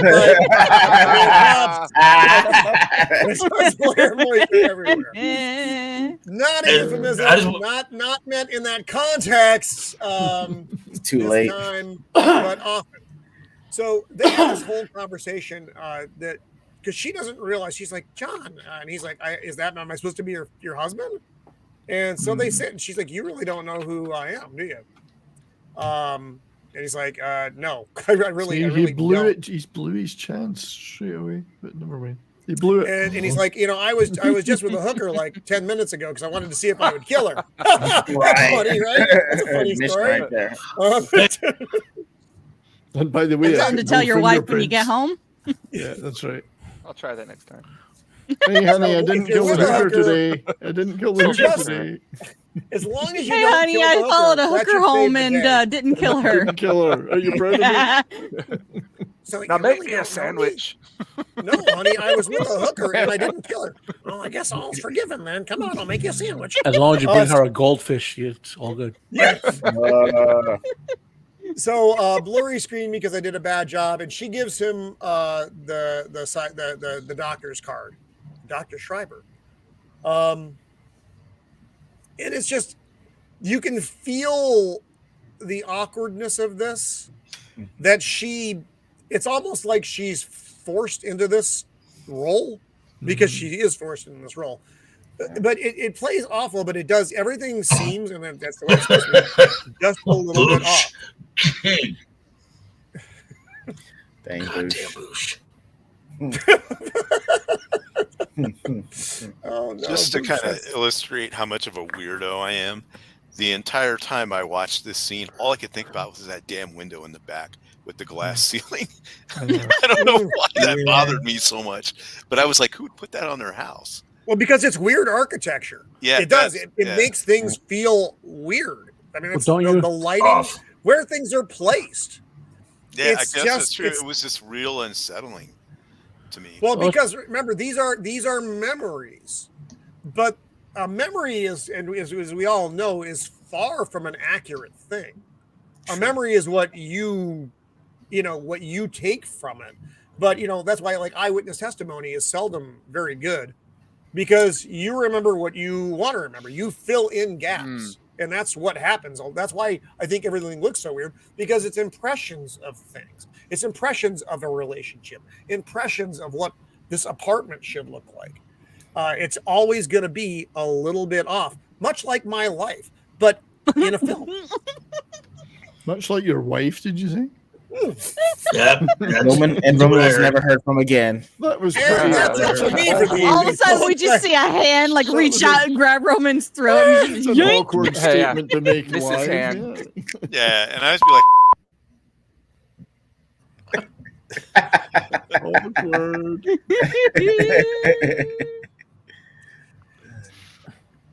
Where were we? Yeah, what happened? Window. Last Bring it back to window. me. Peculiar.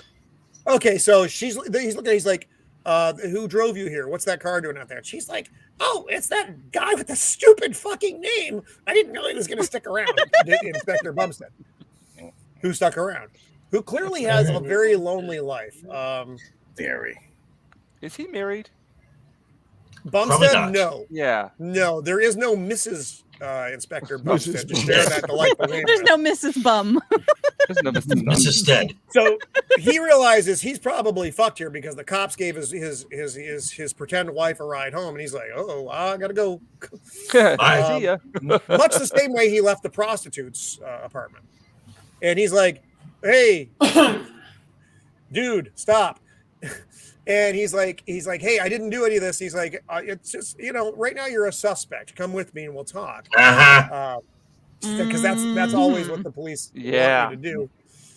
Right. And she's like, she In her does a bathroom. good job here because remember, she remembers John. She knows, in her mind they've been married for 4 years, so she wants to protect her husband despite the fact that he was just with a prostitute, but it didn't kill her. But So- technically, like, she had an She affair. had an affair, So, yeah. like, oh yes, did they discuss that yet? yes. I don't think so. Yeah. They did, but they didn't show it. Oh, they did. Damn Okay, it. so I apologize. My sense of memory isn't very good, folks. So yeah, so she had an affair because she, for whatever fucking reason, and then because it was set up in her memory, that's why. And he wanted to get back at her because he's been missing for 3 weeks. She had the affair. He found out about it. He went missing for 3 weeks, and then all the murders happened. But again, these are all sense of time doesn't fucking matter. 3 weeks was 2 hours ago. Nobody knows. It's just really offsetting as far as your mind goes. So she wants to protect him, and he's like, "Please get out of the way." And she's like, "All right." And he jumps off the fucking stairwell. Good Lord. He's very athletic. To do. Yeah. I would have broken all his I found this surprising how well he did with this. And he's like, "No one ever listens to me." That's a great That's why he doesn't have a wife. So the pursuit begins. Again, the shots. We're looking up from the stair in the bottom of the stairwell now up to the roof. And then we look down to the floor. Pops. That's true and weird all at the same time. You remind me of the Babe. So the up and down of the stairwell, just again, I love the juxtaposition of the shots. I think it's fantastic. So he's pursuing. John runs into this room where it's just it's a closed off room. But he does his special, like his instinctive mind trick again, and a door materializes behind him. And he's like, "Oh, it's a fucking door. That's peculiar. That wasn't there like 2 seconds ago." How handy would that be? Yep. So panel and chat. Does he know he's doing this at this point? Do you think, or do you think he's just like, "What the fuck"? I don't think he knows he's doing it. Just because it's like if he can't remember who he was the day before, anything that shows up, he looks 1 minute, it's not there, and it's there the next. I just don't think he knows he's doing it consciously. I don't think he believes he's doing it yet. I think it's cognitive dissonance. He thinks he sees it happening. He can feel it's something he does, but he can't accept that it's possible to do. Yeah, well, and go ahead. And I think it's because it's altering reality at will. So kind of like what Matt had said. Okay, I need a door to escape. A door that materializes, and he's just like, okay, I don't know how this is happening. So his mind is just like a little he thinks yeah, but he's very thankful for it. Oh well, that's nice. Well, and he is off. I mean, his memories are still fucked up, so he's not at his best, as they would say. So he may think, fuck, maybe I'm hallucinating or something. I don't know. Like me on Sunday morning, wondering what the fuck happened on Saturday. So then the man with the unfortunate name. Where was I last night, and why am I naked? Yeah, and that'll probably be me tomorrow as well, but that's fine. What are you gonna do? So Detective Bumstead of the bad name rushes into the same room. The door is gone. He's like, there's nowhere he could have gone. So now he's like, what the fuck, dude? That's peculiar. That's the look of a man who's saying that's peculiar. That's peculiar. Oh God, Pops. But he did drop his card for the much maligned Dr. Schreiber. It's a lovely card. I'm wondering what font that is and how that would have compared to the cards that they used in American Psycho. How impressed they would have been with that. Schreiber sounds like a guy that would make furniture. Schreiber. I don't know. It just sounds furniture-ish. Schreiber. Oh! I don't know why that triggered my mind, Brian, but it did. So if you'll notice in the film when they show a place, it's hotel, automat. None of the places have a special name. They all have the generic name of what it is. The utility name essentially. So just it's an interesting. Yeah, I noticed that too. It just said it had a sign that said food. Yeah, it's like as basic as it can be. Think about his best. think about how we live our lives, right? Like when you go, you don't say I'm going to Bob's grocery. You say I'm going to the store or I'm going to the movies. Yeah. These people are stuck living their local lives over and over again. True. So Well, everything there, will well, change. Was and there is a chain of there is a chain of bars out here in my town that's just called the Bar. Or Yeah, is yeah. was there Dun, a dun, sign dun. that said hooker in the movie? That's what I was thinking as well, Brian. You read my mind. I was thinking prostitute. Well, if you look at this, what is that? A ticket stub next to this thing? It's a concert ticket stub. I Yeah, think. so it has like a name of a name. Something You know what I mean? together. It just doesn't say Zombie. the concert. What's up, Zombie? Oh, Zombie Box Reviews here. Hello, Zombie Box. Nice to see you. So this isn't a cab, by the way, in case you're curious. So John hops into a cab and he's like, hey, do you know where Shell Beach is? And the guy's, of course, my wife and I honeymoon there. He's like, can you tell me how to get there? He's like, yeah, it's you get on. It's like me trying to recollect what happened the night before. It's very, very similar. You just can't remember. Well, And he's it's having to give directions, Roman. That's what it is. Which I am not good at as well. I am this cab driver. And so the guy kind of fumble fucks his way through it until they reach the doctor's office. And Inspector Bumstead of the bad name is already talking to Dr. Schreiber. And they have an interesting conversation.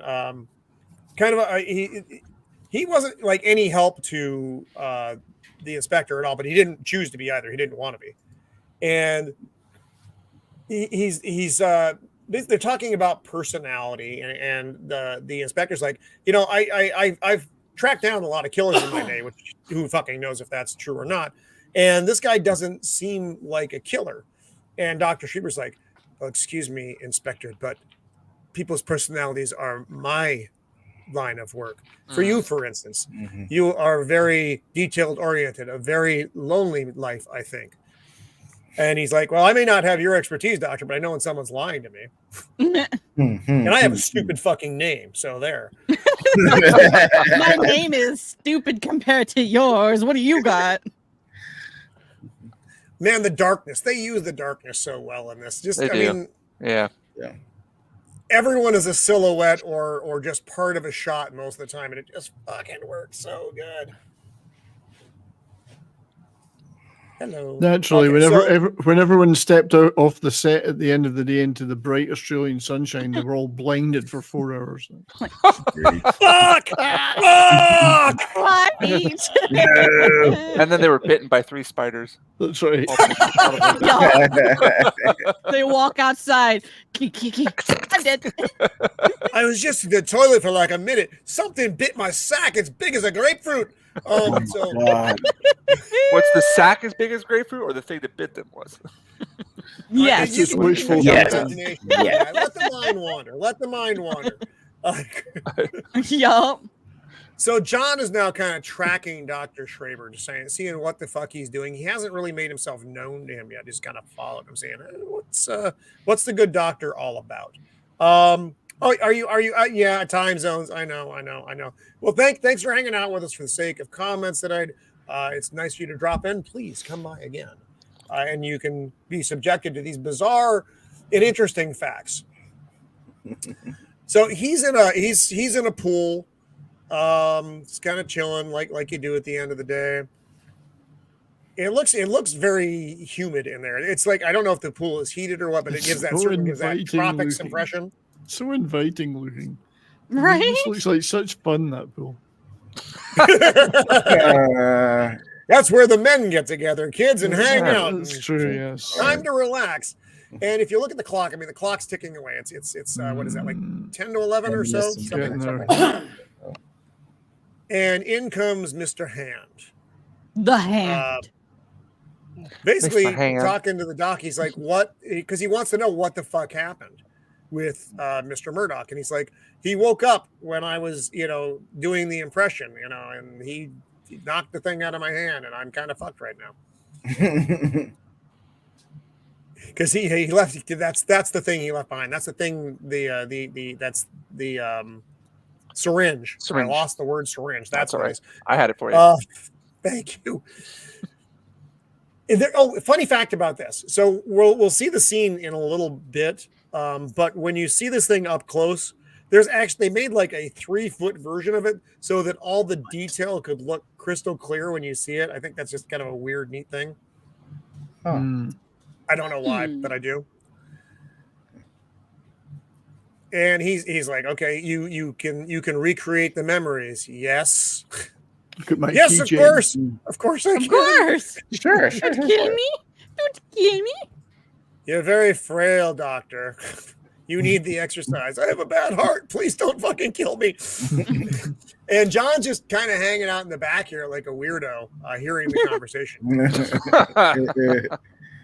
And he's going through Dr. Schreiber's bag of tricks, and he's got, more of these things. He's like, what in the fuck? So now we are at Walensky's. Walensky? Was that the... Yeah, I may be making... The other detective, the crazy detective's house. Yes. That is Mrs. Walensky. And while it is a peculiar name, it's not nearly as bad as Bumstead, which is why he has a wife.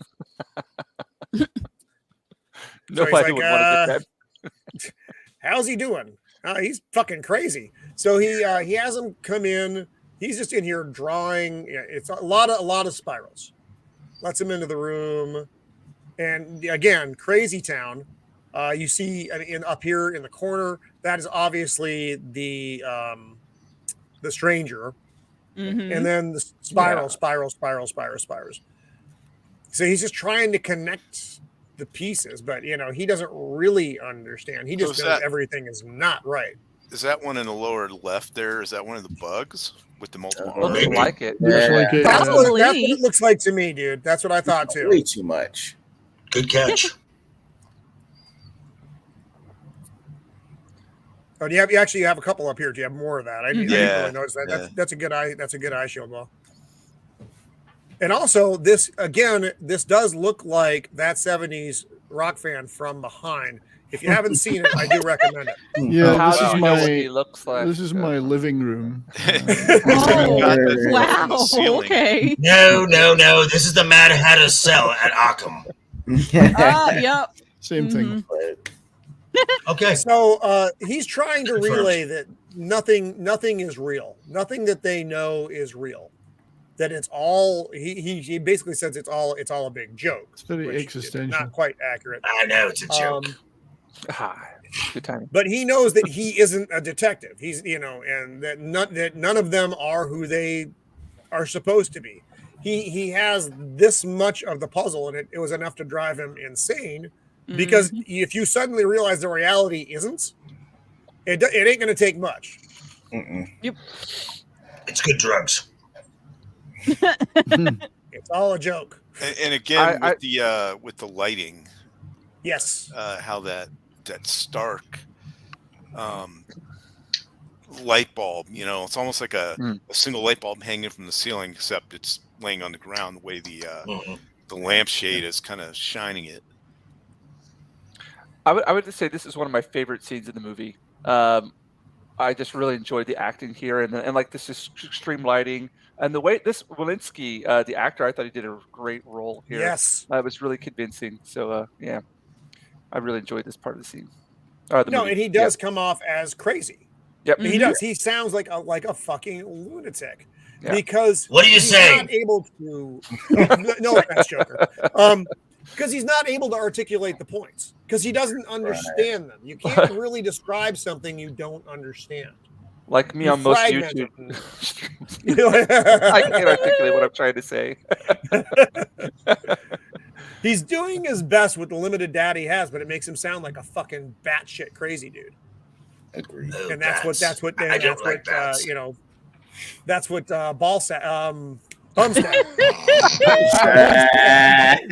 Bumstead is thinking. Mr. Taint. It's all a joke. And now we're back out on the street with Murdoch following Dr. Schreiber. And a door appears. So we go back here for a second. He's following and he's walking towards this brick wall. And then suddenly there's a fucking door. That's interesting. And then I like these underground. And I think this might have been what you were talking about, James. The canvas stretched over metal to give these appearances of things. It's a very simple set. I mean, it's super basic. It's basically, it's fucking metal poles and all this black fabric around it, but it creates this strange, almost hive-like world. And everything's so dark. I mean, you really can't see much anyway. Well, I mean, it's like a ride at an amusement park where they've got everything. You're going to like this really dark thing, so you can't see all these like minor, blemishes and things. It looks clean. So, this part was really thought interesting. this was cool. Yeah, they have these conveyor belts of stuff, Yep. and they're saying for tonight's tuning, we need this and this and this. They're creating people's lives or changing people's lives, and they need the props. Kind of felt like they were playing Sims with humanity. Yes. So imagine you're one of the energy bug guys, though. You got guys like Mr. Hand and Mr. Sleep, the weird fucker, who go out and they're in the field, they're doing stuff fun. You're down on the assembly line making bears. I got the worst fucking job in this thing. You've misinterpreted this. This is Amazon's new Chinese facility. So you will buy the products, yes. So if they're all the products. they're making stuff for the Sims, we can be sure they're not making any ladders for pools. Right? Yeah. You will get bit in the groin by the giant spider, yes? And so and you will like it. So Doc is in here and he's mixing and matching memories. I mean, they make it the way they make it looks, very physical. You take a dash of this, bit of that, and you make a memory. You're playing sad Mad childhood, Scientist. death. And it's funny though, because the way he's talking to this, because the Doc opens up the syringe and he kind of whiffs it like, oh, a fresh one. He's like, what is this? A grand lover. And he looks at him. He's like, I don't suppose you could really appreciate any of this, Mr. Whatever your name is. It's funny. Mr. Stool. And so here we have, these are memories. These are just chunks of memory. It looks, whatever. This is how they chose to represent it. You put a dash of this, a dash of that, a death in the family, and boom, Teenage angst. Yep. Whatever. And it's just kind of neat. It's a good visual. You're all good. It is Pop Rocks, which did not kill Mikey, by the way. That was an urban legend. And I heard that goes way back, like the 70s. It does go way back. Yeah, he drank. So, go ahead. He drank 4 Dr. Or he took 4 packs, swallowed it, and then drank 4 Dr. Peppers in his stomach. And he exploded. Yeah. Urban myths from the 70s, kids, in case you're wondering what those are. Something that I noticed in this scene in particular, if you notice the crack on his head, part of me was wondering, is the alien thingy expanding, trying to get out of the human brain? I thought that's how they got in. Yeah, that's what I thought as well.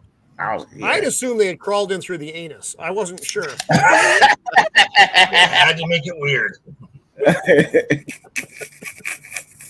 I apologize to everyone for that. Well, there's a limited number of entrances and exits, so it could be plausible. Very true. Yeah. True. So Mr. Book is now talking to the doctor basically about what he is calling the doctor's fuck up. He doesn't use those words, but the doctor's like, "This is what you wanted, right?" Because he's trying to explain what's happening with John. He's like, he's evolved. He can do what you guys do now. This is your experiment, and now it looks like it's going to bite you on the. He's going to say ass, and then to keep that old timey feel, they cut him off before he said it, and Mr. Book it's like fuck off and throws him on the floor, and. This is, I think, at the point where they're deciding they need to bring him in. Mm-hmm. And again, you get that. Oh, it's time. I like that. So they're having their conversation. Mid-conversation, a bell goes off, an alarm, some kind of fucking thing. And everybody needs to go down for the tuning. It is time. And they all go down to their big chamber. And this is a really fun scene. It's a neat looking scene. Mm-hmm. You get all the chittering, and there's this big fucking face. Ice. And that's an actual 50-foot set piece they made at a circus, I believe, in Australia. When I was reading about they used the fairgrounds for the fairgrounds. Yeah, wow, crazy. and the head bug is facing all the other bugs. And what does he say here? It's not bring it to a stop. It's Let's get ready to rumble. no, it's essentially put it all on hold. He had a better way of saying it. That I'm not My remembering. What it is milkshake exactly. brings all the boys to the yard.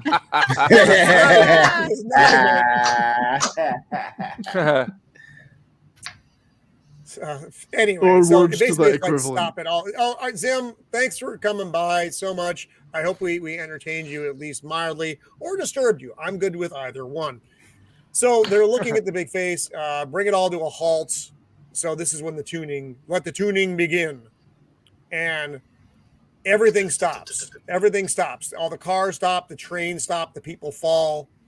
And I don't know how everything doesn't crash into each other. Probably some engineering marvel on the part of the strangers so that the society created doesn't just implode whenever they stop everything, because that would be awkward. One thing there, I always thought it would have been a little more effective if instead of the people just sort of plopping over like in the serial, they sort of just wound down like, hey, I'm to, Yeah. Got a little bit That was slower. that was a Matt. That was a kind of a bad comedic effect. Yeah. And we'll get there in a second. We're at the police station. He's doing his notes now. He's drawing fucking spirals.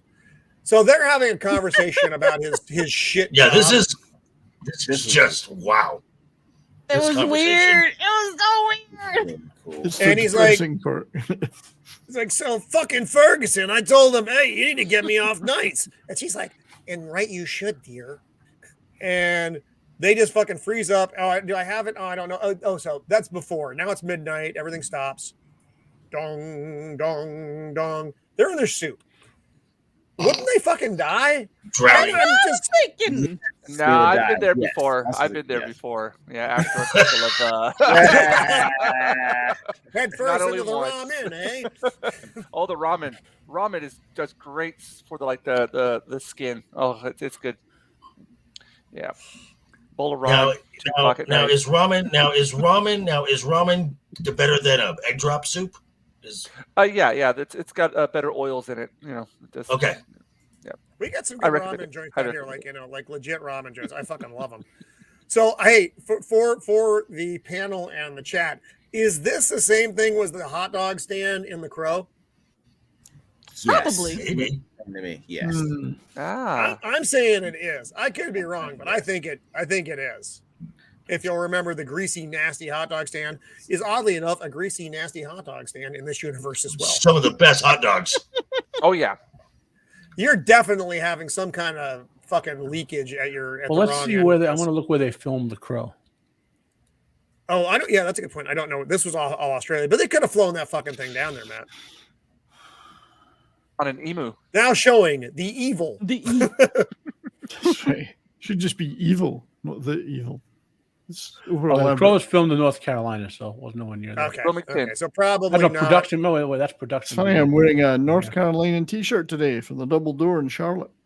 What? North Carolina guy. Right Spooky here. or what? I have never been there. You are the evil, sir. Yeah. So all the clocks hit midnight, and he's like, "What the?" So he's seeing this for the second time, but now he has a bit more context to things, at least a little bit more context on things. And everybody's out, and he's yelling at them. He's like, "Wake up! Wake up!" Like, which after you did it the first time and no one woke up, I think you would probably stop. But he does it for That's a little right, while. yeah. Exactly. And all the fucking buggies are chitter chattering in their cave. And again, it's because they're like facing each other and turning and facing other ones, and it's all some strange communication they have going on. It's bizarre, but it's off-putting. It's also off-putting. That's one of the cool things about it. So these are the machines that you see later that are under the world. There's more of the little fellers that change reality, that shape the reality that they live in. And this is a neat scene. Yeah. And That's pretty cool. so he's watching, and the buildings themselves Yeah, are changing. incredibly done. Mm-hmm. And so they carry the people out, and this is the scene I think that you get to see. Oh, there's the couple. They're bringing in new clothes for them while they drown in their fucking soup, setting them up, and everything changes around them. Here's the syringe, and I don't know if I have it here. No, that's not it. Balls. Anyway, he's injecting memories. The table expands. The table expands out. And becomes, while the scene is happening, the table expands out. It's such a great scene. Yeah, they got a bit of an upgrade, didn't they? Yeah, they did. Well, and everything around them while Dr. Schreiber's there is changing and just in the scene. And I think it's while it's an older movie, I think the effect actually holds up very nicely. Yeah, perfect for me. It does. Yep.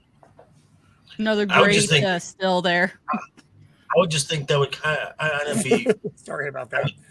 Kind of be a bit of a nuisance because you're about to put the syringe into some lady's head, and then as the building's moving, she moves back, and you're like, "I'm not gonna walk over there now." So, funny thing about the building is moving. Alex Proyas got the idea for that. If I have, anyway, the building's moving. We'll just go with that, so I don't have to go through the whole fucking thing. The Strangers are about to do the head jab, and the Strangers are like, "Move it back a foot," and then he does it again. He goes, "Another foot now." We've got him. He's getting pissed. Okay, and Roman, now you thought the folks on the assembly line had a bad job. Pops has it right. The crappiest job is you know what? You're probably right. Yeah. It's gotta be. A lot of dank stuff going on there. Not good. So Proyas got the idea for the buildings transforming while he was watching them on the set of The Crow, moving different set pieces around. That's where that concept came to him. So weird little tidbit there. So now Murdoch reveals himself to Dr. Schreiber. He's like, dude, you need to tell me what's going on. And he does the mind thing on him, the tuning. Tuned him. You got tuned. And this is where he tells him, he's like, you can do what they do. You have their power. You have their power. Who's they? They don't have a lot of time for the conversation. And he's like, we can't talk here. This is not safe. They are coming. And so they don't have a lot of time together to have this. And he does tell him, I can help you. And this is one of the things I found very interesting about this character. You didn't know if he was telling the truth or not. Right. I wasn't sure until the fucking end of the movie if he was just playing him or if he was legit in his I can help. It's weird because I believed him straight away. Yeah, it's weird. Did you? Yeah. Well, the part that kind of person. Yeah, the part that confuses me is he looks like he's enjoying his job. You know what I mean? Yes. So that part of it makes me not have all that trust that I think I should. But you do feel like you could trust him, but at the same time, it's like this guy's having way too much fun doing what he's doing. I don't know. Kind of that mad scientist vibe. Yeah, yeah. Here's something to think of. The same way that the Strangers manipulated the humans, he manipulated this guy and the Strangers. Mm-hmm. So, agreed. Is he really could he be a super stranger making his own diorama of things going on with the humans and the Strangers? I mean, he's a complex character. I don't think so because of the reveal at the end. Well, all I'm saying, no, we don't know if that's true either, though. That's the thing. It's hard to know what's. At this point, you don't know. That's what I'm getting at. Like the movie just ends. Like it's not like we see 10 years later. Oh no, and I like that. We'll get to that part, but I like the ending of the film a great deal. So the Strangers pop out of the door, and poor Doc Schreiber's like, he attacked me. And he's like. Of course, Mr. Hand's just like, I ought to smack you with my hand. And I have this look all the time, same look. And so they have a plan. He's like, we have much to do, Doctor. Yes, because they have a plan for what they want to do, and their plan is fucking bizarre. What did Zach say? Show. Super squirrel. You're not showing. Are you showing? What am I doing? I don't even know what I'm doing anymore. There it comes. Super skulls. Oh, that's Zax. Zax. That wasn't meant for any of us to feel good. So now the clock starts again. So everything starts back up. The big fucking face closes. All the clocks start chiming, and he's just suddenly awake. No one really thinks much of it. Like I was just asleep on my fucking instrument. Everybody in the diner, the barber shop, and then they were having their conversation again. And he's like, Ferguson, I had to tell him I just have to let you go. And she's like, and you were right to do so, dear.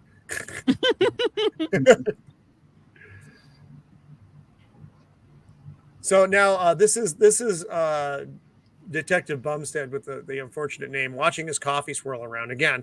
He's having this just Mental like break. Walensky did with the spirals. What does it mean? What does it all mean? Not Wait a too minute. subtle.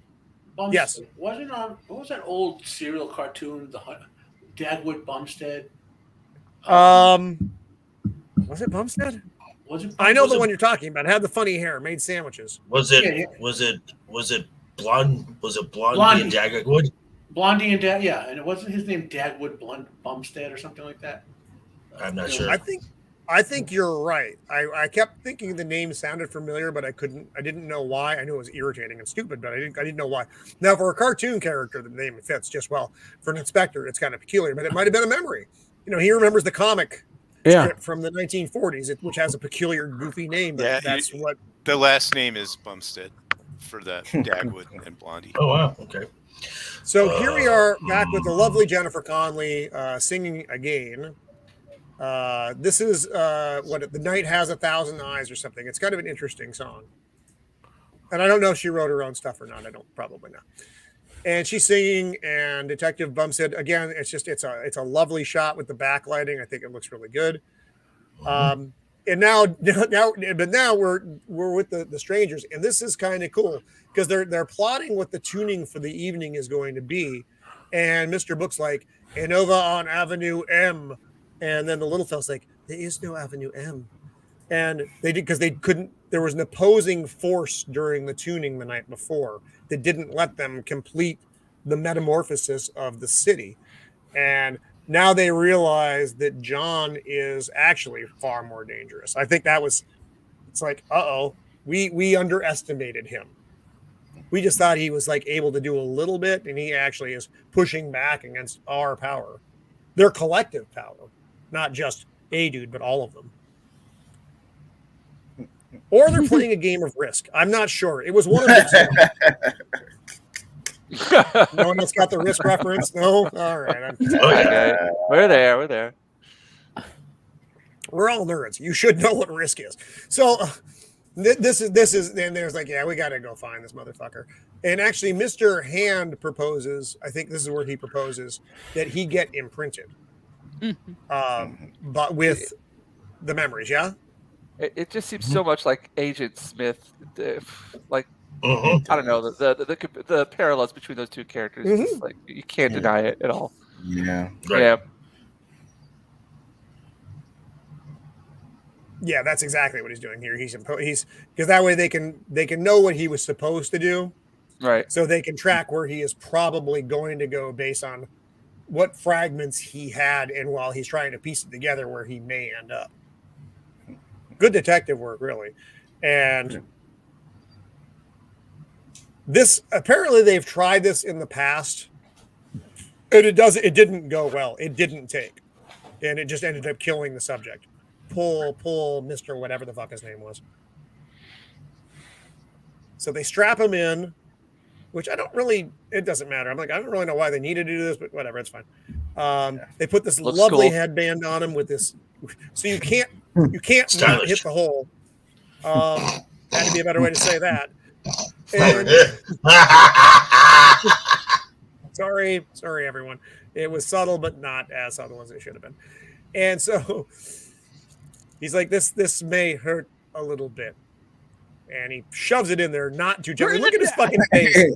He's like, He's Fuck you, Mr. Hand. I've been wanting to do this for fucking ever. You Just start like it. moving the people back, you bastard. You piece of shit. So, This is how dolphins mate, right? yes, exactly like this. In fact. So now Mr. Hand is getting all the memories that John was supposed to get to make him the serial killer. So he is getting that whole fucking shooting match, which, okay, that's fine. Fucking weirdo.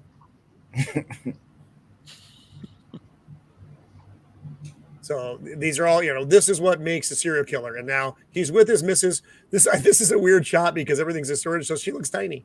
And then this is him murdering broads. And then he's going through his pockets here, and I don't know why he suddenly had it. It doesn't matter. Oh, the postcard. This is a postcard. I'm sorry. Forget my brain. From Carl. He's reading it through. Blah blah blah. Da da da da da. Carl. He's like Carl Hong, Carl Wong, Carl Fung, and then he sees on the thing it's Carl Harris, K. Harris, fucking fishmonger. And this is obviously you see what Shell Beach looks like on the postcard. And KH Carl Harris. He runs into a phone book because they have phone books that have the name of every person in the city. Do they have to redo the phone books every night, do you think?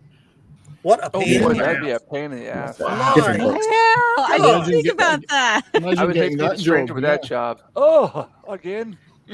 We got to change the fucking phone books again. That would be Mr. Unliked would get that joke.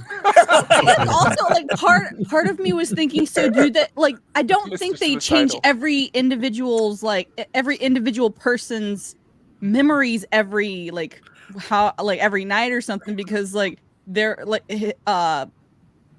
the main character's like uncle still remembers him. Like, did they just make him have those memories right then? It had seemed that they hadn't been there in a while. So right, and the cop, the inspector, he keeps his memories, right? Also, notice these people are programmed to be kind of stupid. In other words, they're like, "Oh, where is so and so beach? Oh, it's right over, maybe." Oh, like they just accept that they don't have complete memory. That they don't remember. Yeah. Yeah, there's two repeating numbers too. There's 55595, and there's a 55595 on the left of it too. Yeah, it's like repeating numbers. Yeah. Wow. 555, which means there's only 10,000 possible combinations. Jesus, Joker. Damn. How did you? Rain Man. Goddamn. 0000 29999. 10,000. Wow. Well, there probably aren't 10,000 people there. I'm guessing.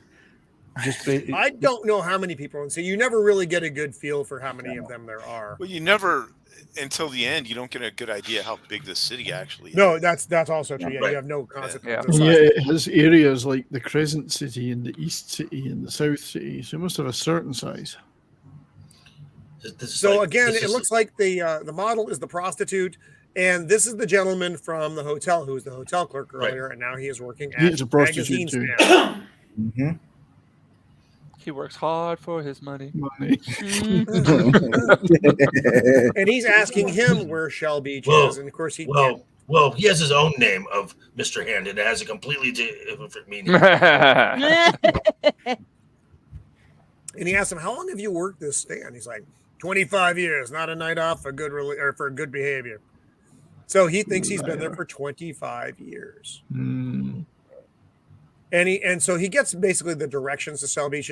Which he tells him take the subway. Okay. Oh, God, I could have thought of that. I wouldn't need to ask a newsstand guy. I could have thought of that. Well, he's not working on full thrusters here. And now they're coming to get him. So they're all doing the float thing, which is a really cool visual. Creepy, another creepy visual. Very, very creepy.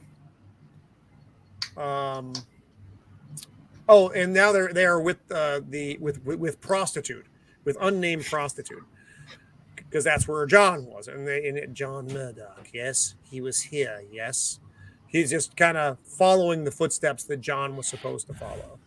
Right. And she doesn't fucking know anything really. Mm-mm. And so now John's on the train, which pretty much looks like any other train. And there's a map. And on the map, there's Shell Beach, which has a very peculiar short line. It's the green line. You need to get from the blue line to the green line. So And she leave looks me like she's alone been on with the white yes. line. It's a whole different line, my friend. Although the effect may end up being the same.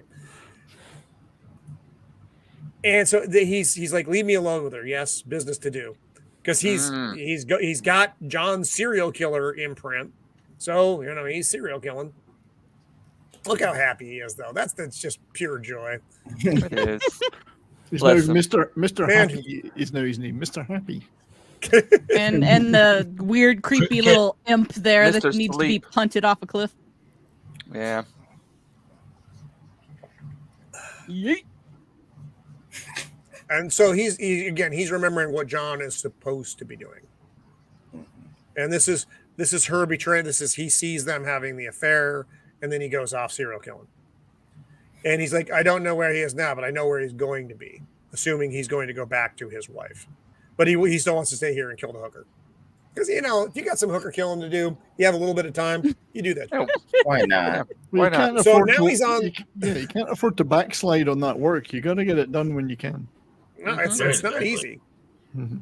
So now he's on the green line, and the green line stops, and everybody's getting off, and he's like, "What the fuck?" And he's like, "Hey, how do I get to to Shell Beach?" And the dude here is like, "You got to take the express." I And the always found express that just that guy's attire just didn't seem like it fit in with the scene. Like this era, you know what I mean? Not Like the at all. hoodie. Yeah. No, that was Yeah. weird. You're right. Yeah.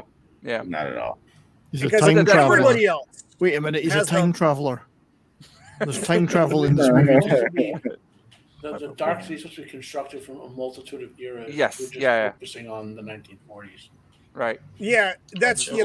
Most of it has a similar look, and this one does. This is the out of place dude. Exactly. And then the express, he gets off the train. The express is like, boom, just goes by. It was a real express. And he asks the dude, he's like, "How do I get on that?" And the railway guy is like, "Well, that's the express," basically implying it never fucking stops. So we don't get on the express. And here we have Walensky again. I actually like this.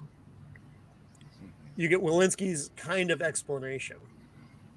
As far as like with the pieces he has, his explanation. Mm-hmm. which basically is the memory you have is from someone else and someone else and someone else and someone else and someone else and someone else. You're a big jigsaw puzzle that gets shaken and scrambled every night. Except every now and then, one of us wakes up. It's not supposed to happen, but it does. So, are you saying he's woke? Yes, Uh, he has not awoken. not the bad kind. But yeah, so he woke up when the whole thing was going down, just like John did. Right. Except he had his, like, John had a partial done, I think, because it basically wiped him out and left nothing there. Where he still had his original memories of what he thought was supposed to happen, except he realized that this is all fucking weird bullshit. So do you think when midnight comes that he fucking locks up and goes to sleep now, or do you think he's always awake? I think he's always awake. Yeah.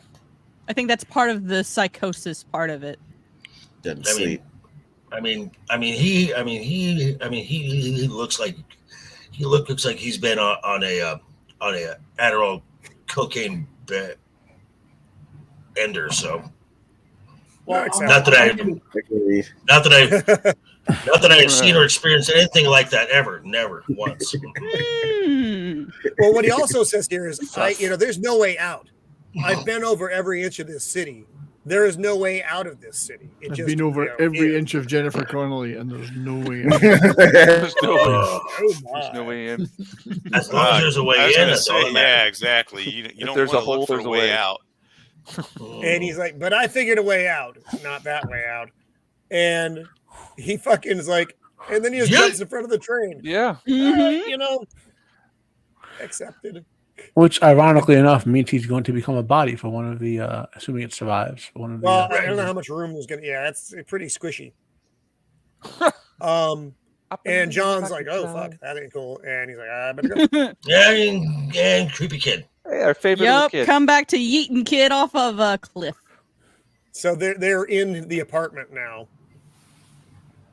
Mr. Hand's having the memories of where they met. So he's like, I know where they're going to go. Because they're looking for her now. And so that's where they go. It's this dark, gloomy spot down by the sea. And he has this strange story that he relays. Because first he starts talking about memories. It's like, it's wonderful, isn't it? Being able to revisit the places that we were once. But then he kind of lets it slip a little bit. Like, what if everyone had one memory, that which is what they have, they're the bug people. And then he shares one of John's memories. When I was a boy, there was a ferry that used to come by, or a parade boat, some fucking thing that would just lit up like, a birthday cake. Yes. And she's like, my husband said the same thing. He's like, this is where I met my wife. Small This is world. where I met my husband. Oh my gosh. His wife's name was Small World. What a weird name. This is another nice shot. Looks like a painting of the city in the backdrop. And this just gives more idea of scale. Yeah. Everything is dark all the time. It's a dark. You do have to wonder. I don't know how many people are here. It is an interesting question. You don't know. The place is huge. No. Yeah. The other thing is more than 10,000 people in that. Yeah, they never look up, so you never get an idea of what's in the sky, whether it be stars or anything like that. Or just black. You never see. But it is. This is the conversation we just had. And then he after, as soon as he says small world, he leaves. Creepy. Weirdo. So now she is kind of trying to retrace John's steps as well, because she's like, well, he went to go see prostitute, and everyone knows where prostitute is. She's outside the auto map. After you see the prostitute, you're going to be hungry, right? I mean, if you give them munchies. She's the prostitute, the only one. So she goes up. She's going. If you look at that automat, the interior of that is the brightest thing in this show I've seen so far. If you guys you got to take a look. I'm pretty sure you guys all know about the painting Nighthawks, Edward Hopper. Yes. Ring a bell? Yes. Yeah, yes.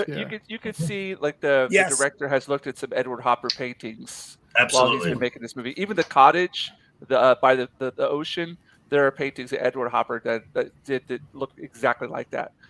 So yeah, just if any of you out there are curious, go look at some Edward Hopper paintings, and you'll see some influence there. Yeah, and you've all seen the painting that James is talking about.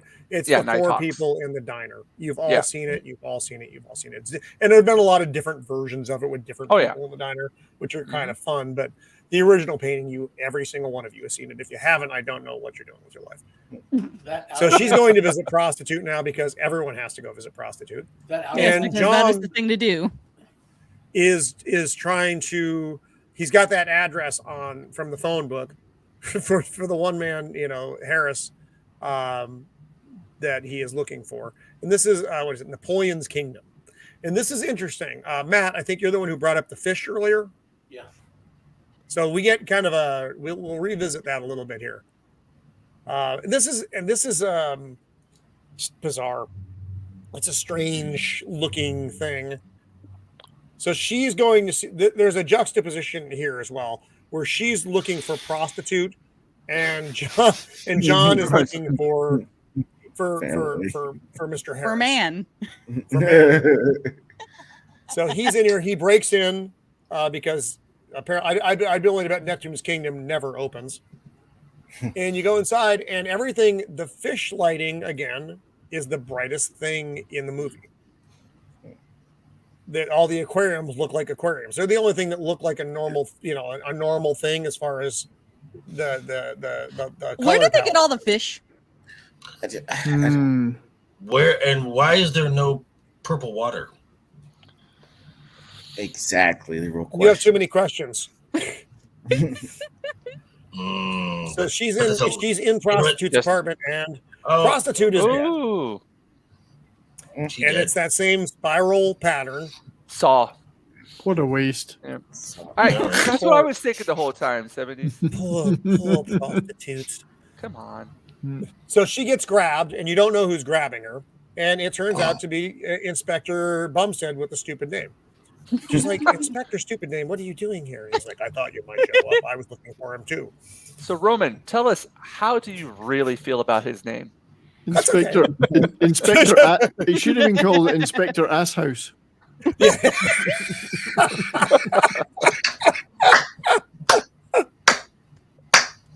That is well played, sir. That is well played. Yep. Well done. Hence, he shall be known as Inspector Asshouse. Inspector Asshouse.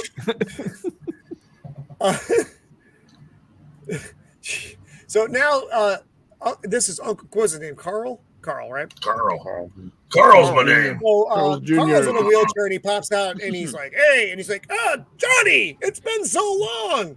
And of course, John Murdoch has no idea who the fuck this is, except, he has a card, and he knows he's supposed to be there. So, if you guys, I don't know if you took a good look at the symbol last time.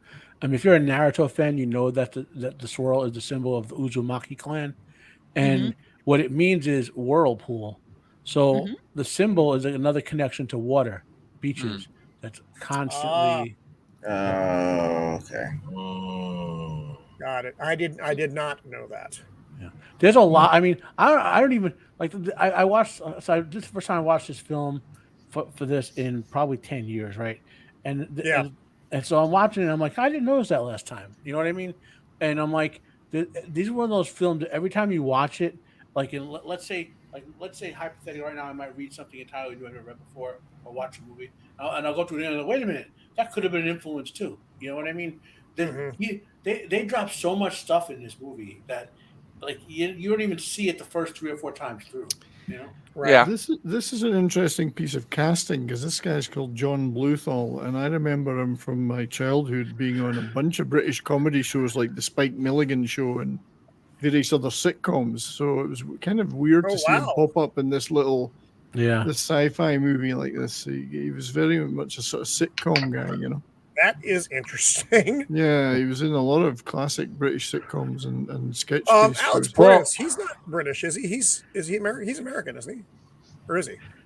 I don't know the answer to that. You're not going to like this, Roman, but he was also in The Fifth Element. Mother dick. Wow. Perfect movie. 10 out of 10. It's over. It's over. The stream's over. We're done. That's a fine film. film. He did the fifth element just before this. Yeah, that's right. Yeah. I like him. He's a great actor. He was great in the Spike Milligan Show in the 70s. He was funny guy. Oh, and he was in the return. He was in the Return of Captain Invincible. Yep. What a great movie! I love that movie. I gotta watch that. I haven't seen that in years. See, I am unfamiliar with that. I know that I'm probably getting Christopher demerits Lee for that. sings yet again. Christopher Lee is in it. Yeah. Brilliant. Oh, I do like me some Christopher Lee. Yeah. Anyway. So they're looking at slides now of John as a child, of his dad, of Shell Beach, which is where John grew up. Huh. Where did they get these images? And he's like, he scribbled. You were always scribbling in that notebook, Johnny. Which will come up again in a little Also, bit. the voices in my head tell me. That's being your dad. And John's like, what the fuck is that on my arm? It's like, it's a scar from a fire. And he's like, huh? and he's showing his arm. He's like, he has no scar. So he's like, what does that mean? He's like, it's all bullshit. And he throws the slides on the floor, just making the poor old man sad. Hey, just cleaned up the place. Right. That pissed me off too. He spent 5 days organizing those slides in the correct order. Chronological order. But so now, and John, again, he's putting it together now based on conversations, whatever, that everything is fucking not real. He's offering her a glass of dirty, filthy fucking tap water. From the prostitute's house. From prostitute water. And he's like, "Hey, I'm gonna call this in." Forest water. Calling in the... That water's a hoe. Oh, Wow. So while Ass House is calling in the number, she hears a noise in the room, and she's like, "What the fuck?" And of course, it's the little girl, the prostitute daughter, is Who will hiding probably under the never bed. speak again. No, I don't. She doesn't have any speaking parts in the movie anyway, which is probably best. And he's like, "Where the hell did she come from?" And she saw it all. Well, that's fucked up. Too much trauma. Right? So she's been there for like 2 days, basically. Yeah, under the bed. Oh, wow. I don't know. That's As far as we know, remember, time is very confusing. Yeah. I don't know how long everybody's awake. I don't really understand. And that's what actually John asks Carl the same question. He's like, "Do you remember it being daylight ever?" He's like, "I've been up for hours. I haven't seen the sun." Yeah. And he's like, and I don't mean some vague memory of daylight. I'm like, why have we never seen that? He's like, "Oh, you're tired." Just trying to, that mental, it's probably programmed into them not to And question yet too much. he knows what daylight is, though. Mm-hmm. Even Right. though Yeah, he probably hasn't seen it for decades, he knows what it For is. however long, because we don't know how long any of these people have been here. I would say the question I'd ask is who's been where they are longer, the guy in Groundhog Day or John in this movie? Good Yes. point. And have they got no grocery stores? Is the automat the only place they can eat? That is a good question. Yeah. Although, you saw the people with the soup, they got it somewhere. Got it somewhere, yeah. Well, they That's true. apparently use all So the that means lifeboats there's- sitting in the automat, so you'll be able to find the other grocery stores. If,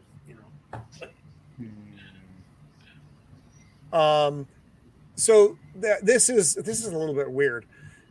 So he's giving her a ride home from prostitute's house, and he keeps the accordion in the back seat.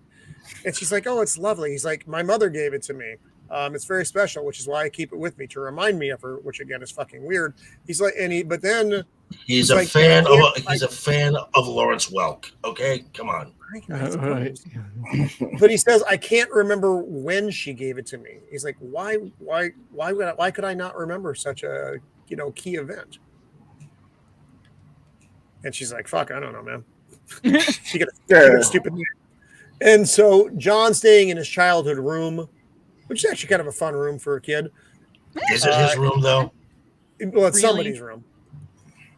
And they're rummaging around. Okay, this is just kind of generic shit. And then he finds his book that he was always Handy scribbling dandy in. notebook.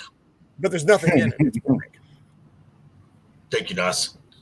I mean, What you did go, you got that one.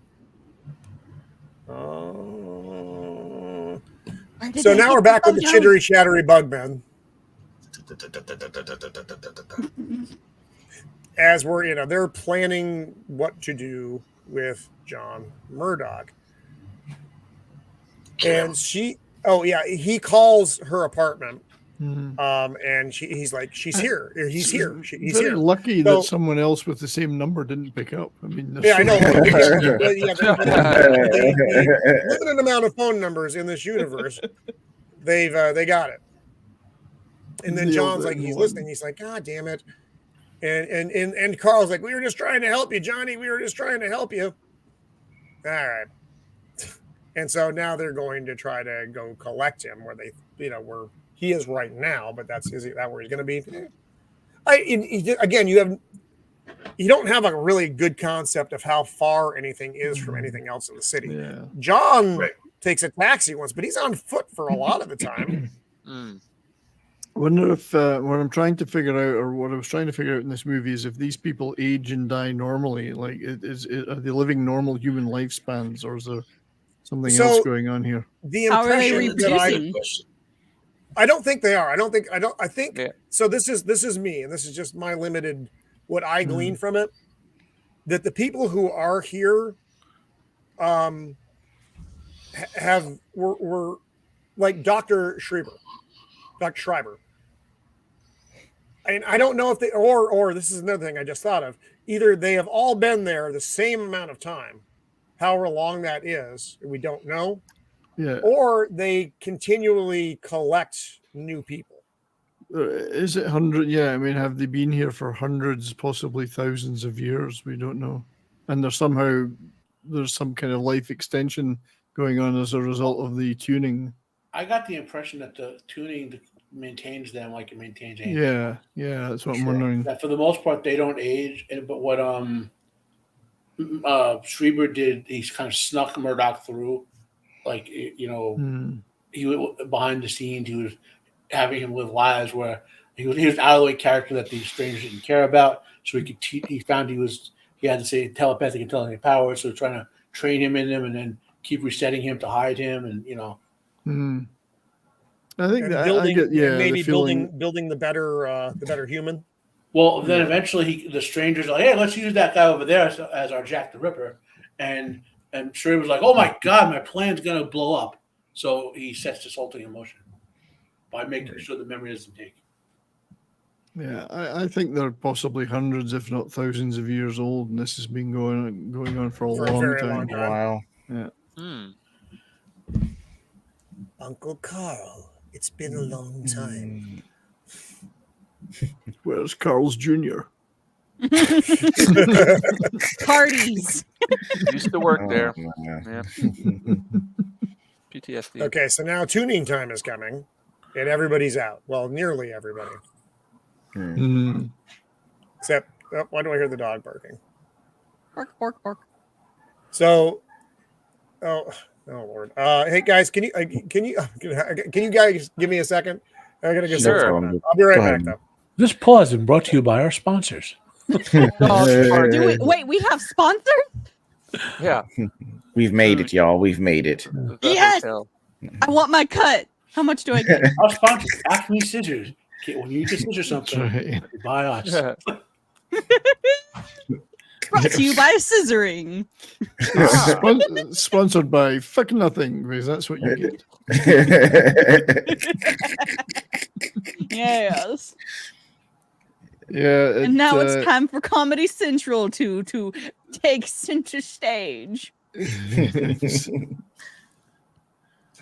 This is what happens when Roman leaves. We all get to have the opportunity to just be funny. Well, we To can our finally viewers- talk now. We can finally talk. That guy just won't shut up. I just I'm trying to think how we can wreck the entire channel. Let's talk about Fifth Get him Element. demonetized before he's even So monetized. I'll tell you my Kiefer Sutherland anecdotes. So when Kiefer Sutherland's stepdaughter got married back in the 90s, it was in Edinburgh where I lived at the time, Edinburgh in Scotland, and it was got married in the Royal Mile at the City Chambers, and he was there with his kilt on and all that. But I didn't meet him, but apparently one of my good friends worked at the hotel he stayed at. He said, what a guy. I mean, for one thing, he drank like it was going out of fashion. But on the day of his stepdaughter's wedding, he walked all the way up the Royal Mile in Edinburgh, the big cobbled street that goes up from Holyrood Palace to the castle, in his kilt, shaking hands with everybody in the street, stopping in bars and having pubs and having a drink, and then get out. And he was pressing the flesh with everybody. He was Mr. Personality. Like, Wow. and the Sounds like my man. picture that I've put in the private chat shows he's looking pretty disheveled by the time he gets to the wedding. But apparently the greatest guy, just like a load of laughs, and he couldn't do enough for everybody that he bumped into in the streets. He got tons of photographs and chatting to people and whatever. So That's a cool guy. yeah, he's a cool guy. Yeah, everyone had nothing but good things to say about him, including my buddy that met him a few times in the hotel. And he said, yeah, he was a good bloke. So what kind of tweet has he got on there? Oh God! Well, Sutherland is an actual clan, so I'm assuming that's what he's wearing is a Sutherland tartan. But like, look at his hair, looking pretty disheveled. Oh yeah. This was after 4 or 5 hours of walking up the high street, going to the pubs, whatever. So are Kiefer and his dad the best father-son or parent-child acting combo? That's a Like, good career point. accomplishment? Anyone- I mean, you Trying to got think Michael and Kirk. Yeah, you got Kirk and Michael.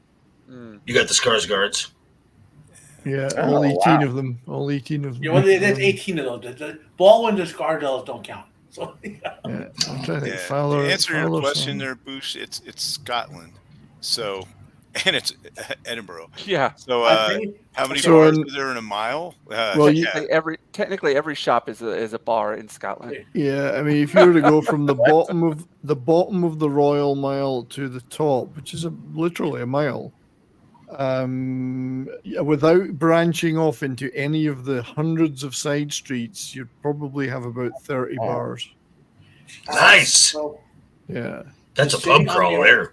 plus the whiskey, Right? plus the whiskey museum at the very top of the Royal Mile. Jeez. Oh, that sounds wonderful. Oh. the city on the earth with the most bars per square foot is Hoboken, New Jersey. Oh yeah, I can believe that. Makes I can sense. believe that.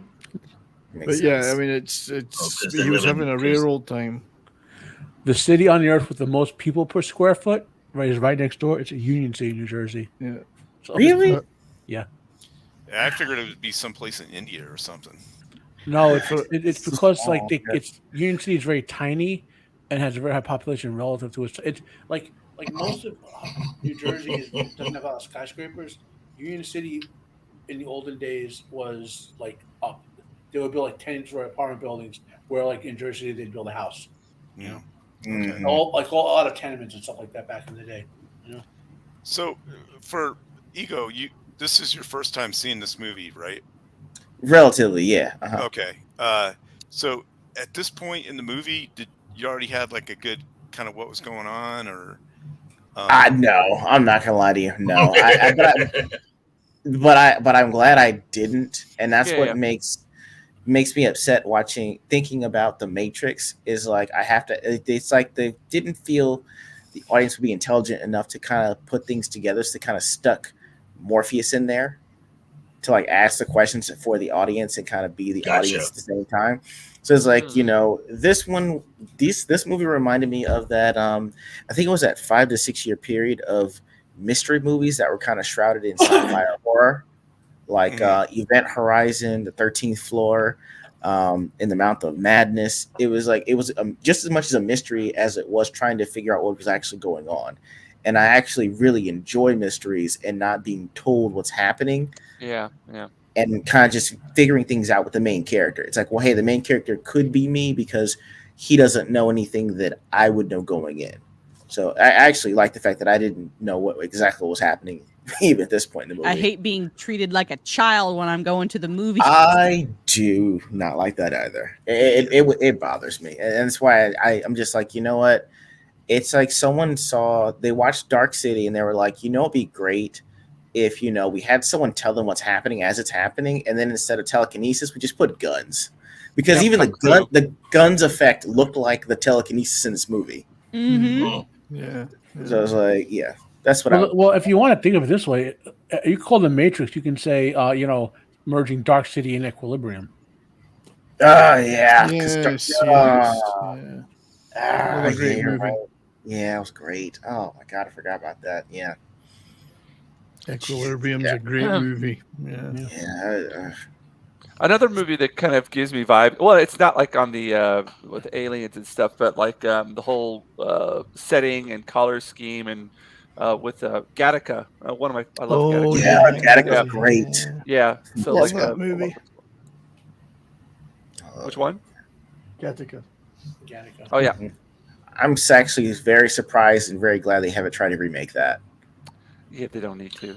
They Yeah. don't. Well, Although, the nightmare is that that Proyas is trying to make a Dark City TV show, and I don't want to. I just don't do it. Just don't do it. That's not gonna work. Yeah, this doesn't need a sequel. It just leave it alone. It's good how it is. I don't want to It's see the same anything in this era. Yeah, I'm not gonna do that. Fucking muted this whole fucking time. I was saying. Roman, we knew, but we weren't going to say anything. Look, his fucking mouth is still moving. He just fucking won't shut the fuck up. I thought you were listening attentively to what we were saying. It was nice to have Mrs. Empire was quiet yelling there at you. for a while. Oh. That's the best you've been in the whole show. It's great. Yeah, I fucking laughed the old guy. So during this scene, he's being pursued by the fucking strangers, and the city's transforming. what I liked about this scene, this is another callback to not the Matrix. You shut your dirty Canadian mouth, Zax. Please tell me that's not true. Yeah, that doesn't exist. What did he say? A Gattaca Was that- remake. No, never. Don't do it. Don't Never, let ever, it happen. ever do it. Don't need it. Never. Just to calm people down. Technically, there's always something in development. I mean, Right. True. That's true. True. So this is another throwback to The Crow as far as visually goes. Mhm. When John is running across the rooftops. rooftops, jumping, Yep. I'm Yeah. because I hadn't seen this movie in fucking probably shit. What year is it? 2020. So I probably hadn't seen it since the 90s. Or well, no, when did I get my Blu-ray player? Whenever I got my Blu-ray player, I bought this on Blu-ray. So whenever Blu-ray came out is when I fucking watched this movie the last time. would this year be the 25th anniversary of this movie? 25th, yeah. Yeah, 25th. 25th, yeah. Yeah. Good time. And I don't have the director's cut though. I have the regular one, and I hadn't watched. I mean, I bought it up because it was like one of those movies you need to have on Blu-ray. So I bought it because I love the fucking movie anyway. But anyway, this scene fucking of him running, I'm like, oh, because I just watched it again for the first time, for in a very long. I'm like, oh fuck yeah, man. So, but Mr. Hand, he does this levitation deal, and he stops. He's like, well, you can run all you want, fucking fuckface. I can fly. And he goes all knifey on him and shit. This is like one of the few where he actually does the exposition and lets him know what the fuck is going on. When he pins him here, he's like, you know what's going on, yes? We're studying you. We're dying off, yes? We occupy the shells of your dead as vessels. That's not creepy at all. No, it's good. It's a lovely conversation. But that is where you get, that they're dying off. They're studying the humans to try to figure out how to be like them. This is where you finally get all this stuff. And it's only in this, 30-second conversation he has with Mr. Hand while he's trying to fucking knife him. Their species is dying off. They're trying to figure out what it is that makes a human so that they can become individuals. It's just like, okay, got it. That was nice. And they didn't beat you over the brow with it. So you didn't, it wasn't unnecessary exposition. It was fine. But other movies you were talking about, The Matrix, where you did get a lot more. The Morpheus scene where he does the whole visuals of, we broke the sky and blah, blah, blah, blah, blah, blah, blah. That was your audience is stupid. This movie didn't treat you that way. That's why I was happy with the director's cut that they took that narrative out. The narrative gave you too much information. And that's what Alex Proyas felt the same way. And again, the movie was a flop in theater, so it's not like, oh man, I saw it in the theaters, I got gypped. The 4 fucking people who saw it, me being one of them, it was fine. But the director's cut, I think some of the visual effects don't seem to be quite awesome, and we'll get there. The ones that we've seen so far, I think I'm fine. It's at the very end that you get kind of the wonky ones, but it's so worth it to get the stuff that you do get from this director's version. Not all director's cuts are better. I think this one is, though. Anyway, by the way, I kind of just noticed this.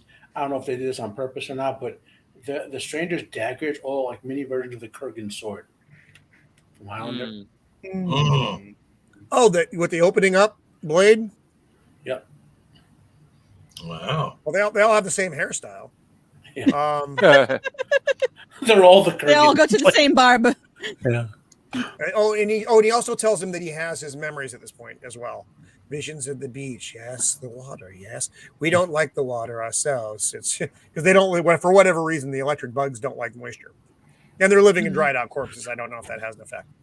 Exactly. They're 70% water. Perhaps they've got rabies. Yeah. Rabies water. Again, I don't know if this is direct or not, but if you look at the imagery they're presenting, they look like for example, Nosferatu. Vampires can't cross running water. They all have pointy teeth. They're all bald. They're all anemic looking. So there's a No, that's not anything against you if you're still with us, buddy. Yeah. Those motherfuckers. Going to the fucking show. Even insult, the insults. The redness around the eyes is again an anemic thing with vampire looking. Well, they are all corpses. Yeah, they are dead, just like vampires. So. Yeah. Very true. So at this That's point, the true. buildings are changing, but the problem is John's fucking putting off some vibes, and shit is not going the way it's supposed to. And these buildings are about to fucking smash into each other. That shit doesn't happen normally. And poor Mr. whatever the fuck his name is, his coat gets stuck, which seems like it's like, really, this is how you go? Yeah, come on, man. They're so individual. Take off the They're such a hive mind. They don't know how to take off the coat as an individual. Exactly, And he gets squashed like a bug, and it's adorable. Mr. So- Squash. So John opens the door into nothing because things have been shifting, and he falls out. And this is where that little motherfucker pops up. Bites him. Creepy Look at guy. Yeet him off the side of a cliff. Evil. It's like a little Gotcha. beaver. Wait, what? Hang on a sec. I missed something here, Boosh. It's the one the panel is screwing back. Wait, what? What does that mean? The guy when he's just- got Mr. Hand in a chokehold looks like his penis has a face. Mhm. Maybe I drank too much. So weird little Or not fucking enough. zombie kids gnawing on his paw, and I don't know why they had him do this. I guess to be extra creepy, because he could have taken a knife and It works. sawed off his fingers, and it would have Right. solved his problem. But John sees the chimney is coming up on the other side and drops down. He's like, "Oh, fuck this." Chimney. Step in time, step in time. So now the little fellas are all chitter chattering away down here because they're like, "What in the fuck, dude? We didn't plan on this shit." Sax powder. We didn't chitter for this. Powder. Very different film by a very different director. I love the look on his face here though, because he's following John. He's like, I know where you're going to go, because he's got his super memories. And this lighting makes him look a lot more human, though. It does. Yeah, they must have. Yeah, It's not that green, pale looking stuff. right. Well, he's the closest to experiencing humanity of any of them. True. Right, I was That's, gonna you know, say, that's a That's good what they're point. trying to express with that lighting there. Right, is that he's becoming more human with the memory. Yep. Right. Yep. And here we have Bruce Spence, the tall one. Sleep. He's trying to do the sleep thing again, and because Detective Assman and Asshole. That's house. Emma showed That's up. house. Half face. That's house. Detective Assman. House is a Bumstead stead. Bumstead is such a terrible name. Which I don't know how they knew where John was going to pop up, but plot device they did. So he hops into the car. He's trying to do the sleep thing, and he's just getting totally fuck off from John's vibes. And that's what he's thinking right now. I'm like, fuck off. That again, nice visual here though. As they're driving away, this is what's in the fucking rear view. Fuck. Run over the child. You get the weird, fucking, the creepy kid, the tall one, and Mr. Hand. Man, that's looks just like a fucking. That looks like the cover for like the Exorcist, like the Same lighting, The lighting, scheme. yeah, Yeah. it does. Same lighting scheme. yeah, little creepy demon. So I love that stuff. So now he's in custody, which doesn't seem like it was the best move for Bumstead. So you know everything's Ass going house. fucking haywire. Ass- So ass you face. arrest That's him. house. That's how. Fucking stupid though. So he's asking him questions. He's not liking the answers because it's challenging his reality. Mhm. Even though he knows things are coming unraveled, which is probably why he's so uncomfortable with it. Because whatever their programming is, because you know they all are supposed to have it, it's definitely fighting that fucking programming. And now he's got that book that has all the drawings in, or that was supposed to be empty, that he was scribbled in when he was a kid, but there was nothing in it. But now it's full of drawings. And he's like, but it was empty. How did this happen? You know, whatever. And then he asks, he's like, can I ask you a question?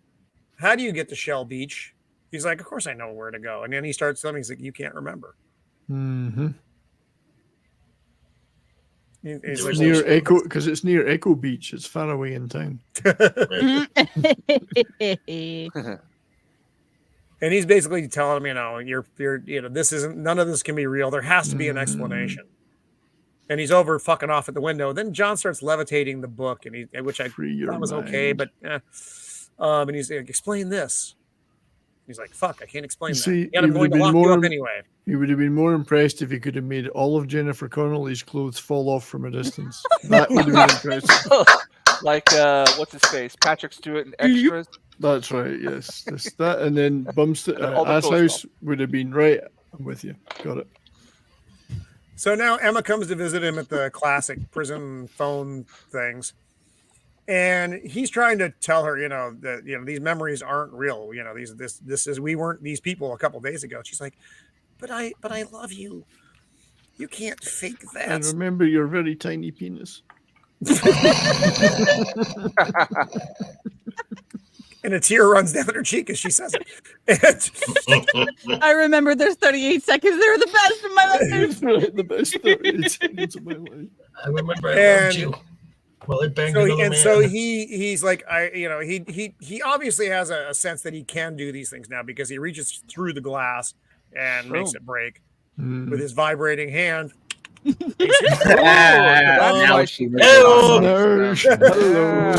Now that I remember. That's right. Kiss me, baby. I remember that. And why the fuck did that come up? Oh, that was me taking a bad picture. So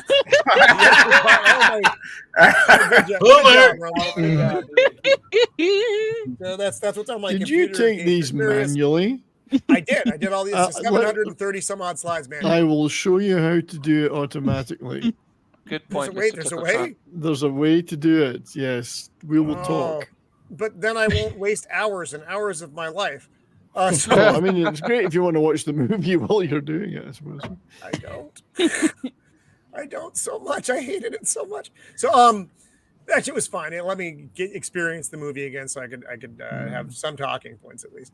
What is America saying down here? Why is I want to hear it. Resist urge to make joke about that shit. So again, back to Shell Beach. He wants to tell him that that the detective Eminem. I was gonna say Skittles, but okay. Wow. Nice.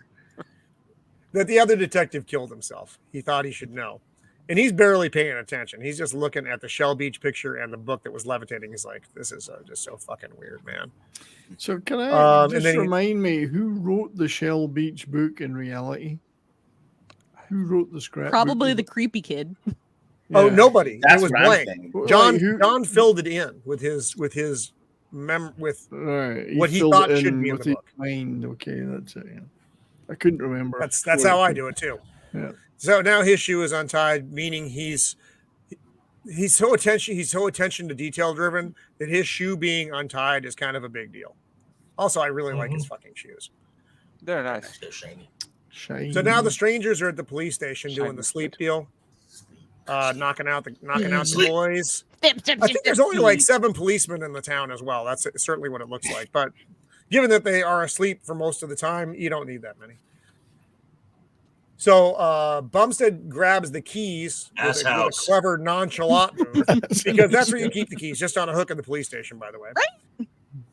And this is the chief, and he's like, ass man, I was waiting to talk to you about the Ass house. Ba-do-ba-do-ba. Ass man's the other detective. He's ass house. Who's the actor that plays the police chief? He looks fucking familiar, doesn't he? Yeah, He does look have to pull familiar. this. Yeah. Like now that he's older, he's been in something recently. Frank Gallagher, who's Scottish as well. Really? Yeah. It's Scottish, it's crap. If it's not Scottish, it's crap. I've heard that probably a couple I'm trying to times. think of what he might have been in, but Yeah, that whole skit. This is the ocean. This is Ireland. This is Scotland. There's water in between. They're not the same. He was in the prisoner. He was in the Kill prisoner. yeah, I can't think of anything other All than right. that. Well, don't fair think- enough, but he does look familiar to everybody. He so does look clearly he's been vaguely some shit familiar. We know. So Mr. Hand and the boys show up. He'll take us to Don. Is that their name of the band? That sounds so wrong. Mr. Hand and the boys. The little guy plays Yeah, keys. That's the bass player. The guy in the back. Look how they're lined up by height. Yeah, That's but convenient. they're gonna fall prey to an auto-tune scam. We Turns are out they here weren't to really kill doing you. Sleep. It's gonna be the name of their album is Sleep. Sleep. Yeah, sleep. You turn on, he's like, so John is gone, the cell is empty. Oh no, where could they have gone? And he just slashes his throat though, like a dick. Yeah. Right? Because Yeah, he's a man. fucking serial killer. Wait. And so now John goes. I guess Dr. Schreiber just hangs out at the pool like a fucking weirdo, like a Turkish That's man. not a pool. Okay. That's a bathhouse. It's a Turkish real bathhouse. business That's takes place. bathhouse. Yeah. So he's like, now they're It's finally a having a more legitimate conversation about how John was never, his memories. You were never a boy in this world.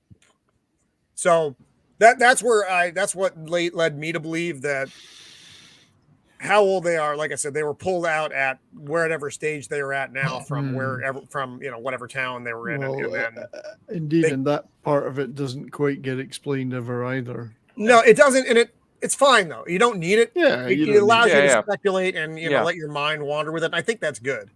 Yeah, Unlike definitely. the Matrix, which gives you the kind of play by play, this doesn't really do that, and I like that. And Makes Schreiber you does have kind to of think harder about it. Yes. he lets him know, he had because of his abilities as a scientist, he understood the human mind better than they did. He was the artist. He was the artist Yes. for their painting of the human mind. Yes, but the only thing they allowed him to keep were those skills, and he was forced to forget everything else. And that he's like, can you imagine that?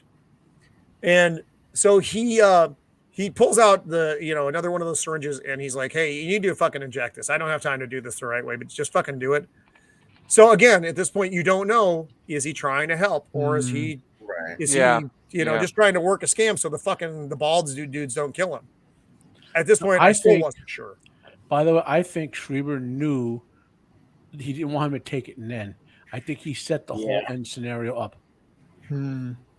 Possible. Because he I needed got that in the place feeling. with I the agree with machine you. all opened up for him to do what he did. Yeah, I agree. He's been plotting this for a while. I can see And that. He wants to Yes. bring down the Like I people said, that are controlling him. Yeah. It made me wonder, Brian. Like I said, I mentioned it just kind of briefly earlier. Has he been actually, during the course of their existence here, we don't know how long that is, been slowly shaping John Murdoch? I think so. Just I a think- little nudge here, a little nudge there, just under the radar. John is of his the- weapon to bring this thing down. Yeah, Because he's not got the whatever to do it. Yeah. I told you just under the radar of the strangers, so that they don't know until it really comes to a head and it's too late. So he has Bumstead with him, and Ass house. Detective Asshouse. I apologize. And they're like, "Yeah, we're going to Shell Beach. Yeah, that's where you want to go, right? Because they want to see where the fuck is this magic Shell Beach." And he borrows these syringes. He's like, "I'll hang on to this, for later, Doctor. Thanks. Pay attention. I'm putting it in my coat. You're putting it in your coat. Let's go to Shell Beach." And All right, I'll go. I think he looked at him funny because he was like, why would you stick that in your coat? And I think it's because Schreiber programmed him to do that. Right. This is a whole setup. Possibly. So they're singing songs. They're on the way to Shell Beach. Schreiber's like, "I'm not going to fucking help you, dude. What? Why am I helping you? I don't want to fucking help you." And because the map isn't He's accurate. playing It's not- hard to get. That's all. And he gives them- Because he wants Mr. Hand to come and get him and grab him. He has to make them do it themselves. Yeah, I think. but now John is stretching his legs a little bit because he knows he has a power and he uses it on the dock. He's like, "You don't want to help? Fine, fuck off." And he does this whole jitter jatter in his head. He's like, "You want to rethink that, Doc?" If you don't help Doc- me, I'll turn you into a Canadian. With the healthcare included. No, God, no. This is I'll a do sad anything. part. I'll I do didn't anything. like. I didn't like it. I didn't like what they did to her. It's not like I didn't like within the plot, but I didn't like what they did to her here. So she comes home, and her apartment's empty. Mr. Tall Man is there, and he calls her Anna, and she's like, "That's not my name." And he's like, "Oh, no, it will be." Well, not yet. It will be. You will be. So they're getting ready to go for You a will small be. boat ride because there's supposed to be a bridge here, but everything's gone. And these are like ruins. These are like old parts of the city. This which bit was again, the look is great. really cool. I love this. Yeah. It's like old forgotten bits. No one has been here in obviously a very, very long time. Not even the strangers. And isn't it the case that later when we see the city from outside, you see bits falling off, like it's kind of crumbling a bit in the edges. And the edges could very well be. It's the parts that they don't think about, that they don't use anymore, just fall to ruin. All this stuff's just lying, rusting. Yeah. Any garbagey stuff, they just let go because they could just. Yep. You know? Yes. Oh, this is where he's telling him. Oh, I'm sorry. I kind of jumped ahead. This is where he's telling him about his power, about his skill to create wall that they are trying to figure out what to do next. And Mr. Hand figures it out though. He's like, I need her, about where they're going to go next. Oh, look at that child that you need to punt. Crazy. Little prick. That was dead prostitute number 1 as far as chronology goes for us, by the way. When they were creating the scene, when they were creating the serial killer, they had to build the world for the serial killer to occupy, and that's what they were doing. And that's what he's putting him in the tub. He's about to give him the shot. And ruh-roh, John woke up and... Oh, I didn't get it when he's flinging the shot away. As soon as he puts it in his head, it's like falls to the floor and breaks. And Doc scrambles out of there.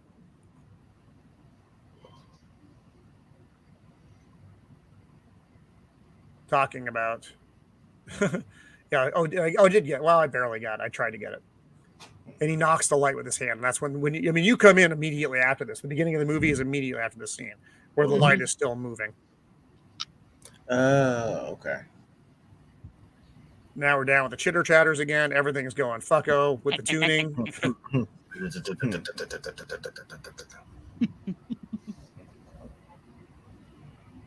And yeah, this is it. This is when he's talking about this is when he had to erase his own memory. And you'd think, as talented as he is, he might have figured out a way around that shit. See, Exactly. I was thinking about that. Part of me was thinking that the parts of himself he injected into John were his memories or were his personality before he had to delete himself. Something. Probably. That's a good point. You had to have known that if they let you do this, they were going to try to take something for you. I think he would have been smart enough to just at least put pieces of himself someplace. Right. That dude looks like a Borg. Yep, he does. Well, the guy behind him. I always like figured he was taking before he could. In other words, taking pieces of his memory out and isolate him into that secret formula that he gave to John. Okay, I get it. He was using John like a Horcrux. Yeah, that's yep. Actually, that's pretty good. So now he's injecting himself with the thing, and he's forgetting who he is, supposedly. By the way, this is where John, but the Shell Beach guy that had nothing in it, and that's where he tells him, "Yeah, you fucking filled that shit in with your brain, dude." Yeah, okay, all right, I'll go. And then Doc's again trying to not go any further. He's like, "You don't need me from this point. You don't need me." And they're like, "Come on, Doc." And they open the door, and right here, you don't know. You see them open the door to blue sky. Yeah, and you're like, "Oh wow." And then immediately it falls apart. It's just a fucking big poster on a fucking wall. Yeah. Quick clever. Yeah. Fuck. It is. It was like, wow, that's a it's not saying you're subverting expectations, but it really kind of gave you a gut punch because you're like, what the fuck? This is it? Yeah. Now and this then next in part, the next scene. I did not, when I saw this the first time, I did not see this shit coming. Because there's like, what the fuck? And John just starts ripping at it, and there's a wall. Okay. And Doc's like, no! Don't do that. Don't do it. Now, conveniently, there's a couple of sledgehammers in the room.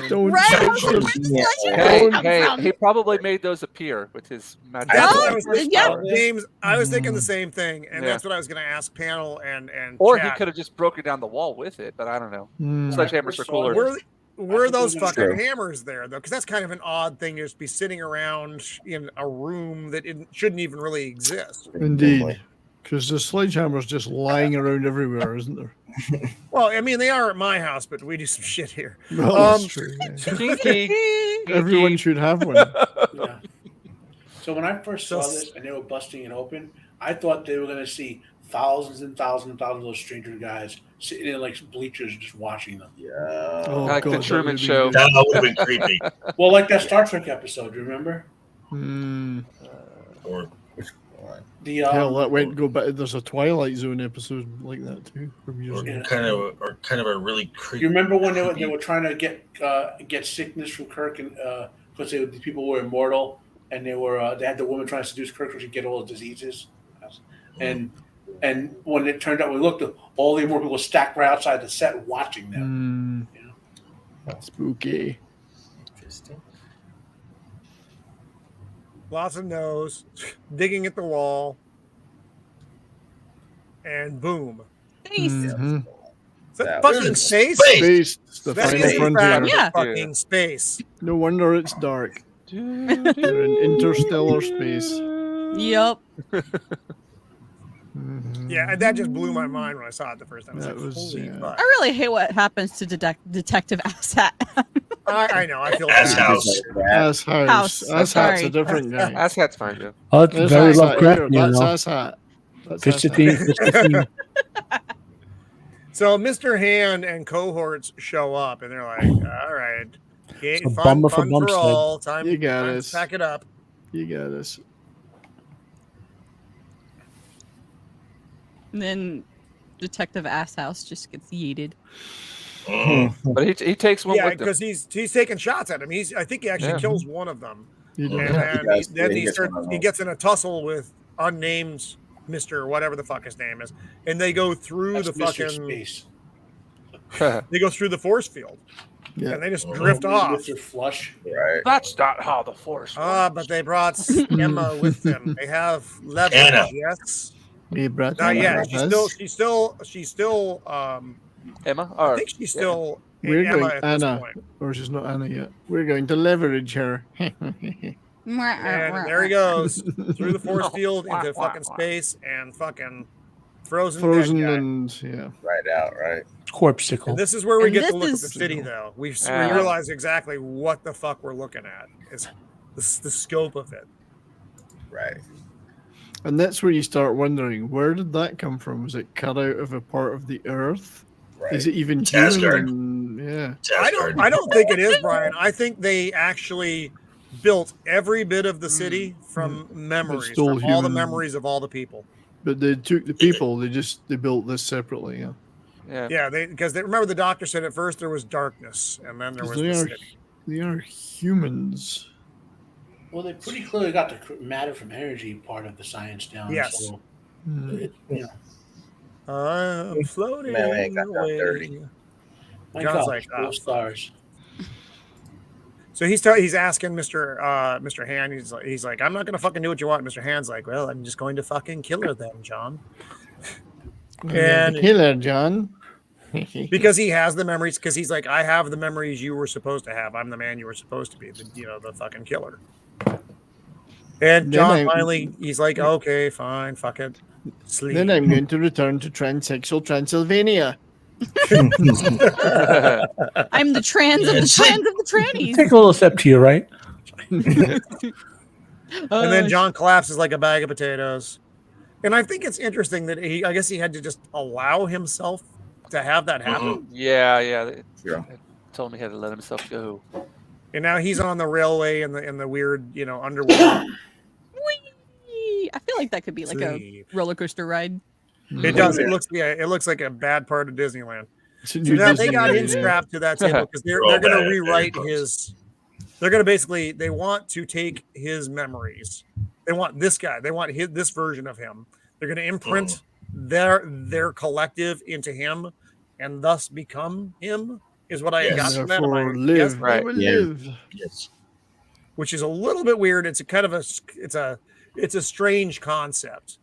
That's So a lot their of collective memory will go into obsessing. him, and then they will Will they? What live will through that it. do to them? That transforms them somehow because it is their collective memory. Well, think of it this way: they're taking Sybil. if they're a hard drive, right? They're taking the data on their hard drive and putting it on his, so they'll be able to live in his device as opposed to their failing device. Their collective ego will become an individual, and they'll all survive. That was weird. But then, in theory, they can use him to imprint if they want to be individuals, further individuals, on other humans, like with technology. Right, and they're all chitter chattering away with this shit. I need to pause. Mr. Anderson. Yeah, Mr. that's true. Anderson. Yeah, all the Smiths. The Borg guy, nice. He has evolved, and then that's it. Then now they made the decision. Yeah. Now when they Kill say him! he has, The little fucker wants to kill him first. Kill him! And then they all start shouting it because I guess they're all that bug people mind. when they say the line "he has evolved," that like the word evolved evolution to me implies a long ass time. So Right. Yeah. Oh, that's true. He's been there that fucking. Well, he does. You know what? Yeah. But when he's talking to no, when Mr. Book was talking to the doctor earlier in the film, though, when he was doing the memory thing, he said it would take several thousand of your lifetimes to become like us, right. something to that effect. So Well, what does look that mean? I don't really know. There is a lot of ambiguity here where you just Look at it don't- this though. way: if they've taken these people from Earth, let's say they are Earth humans, so they've taken them from Earth, and they're now in interstellar space. Mhm. How many hundreds or thousands of years may it have taken them to get there? Because they Right. they haven't broken the laws of physics with faster than light travel or warp drives or any of that. I'm assuming they haven't, and they're traveling at certain speed, but not that fast. So therefore, they could have been out there for thousands of years. One Maybe thing And we even don't. I tens mean, of we have no. thousands. Yeah, because we have no concept of where they are. In Yeah, space. exactly. There's it could have been no concept of time in this movie. no, There there's is. no reference. There's no reference. One thing to frame at all. consider is they said it would take, 1,000 years or whatever, 1,000 lifetimes, generations. But if they're changing people's memories and adjusting things like every 24 hours, they're accelerating the process exponentially. That's true. So Well, I mean that's assuming that clock to when they tune is a 24-hour clock. Yeah. because Yeah, we have no because- idea. Yeah. because for all we know, the hour hand can just stay at 12 and it just goes Well, no, every hour. you made a big assumption there, Joker. It's a 12-hour clock, not a 24-hour clock. So they're resetting them every 12 hours, but there's no daytime. It might be, yeah. But now he's saying, "Shut it down! Shut it down forever!" Right. So it's just gonna kill the whole human. Yeah, they don't need anybody else. They only need him. Yeah. They got poor Doc in a cage. Hmm. They're putting that lovely strap on so you don't miss the hole. That's what they Good all guidance say. system. Sometimes it's necessary. And Mr. Hand is there to grab. With the help of Mr. Hand. So Doc knows what's up. He's like, and he tells him, he's like, "I'm sorry, this, I'm going to give you this shot. And it's going to give you all the tools you need." And he does the old switcheroo. Imprint him. And he gives him the shot, and then you get this kind of cool montage Really cool. of all the memories where Doc And- is. I bet.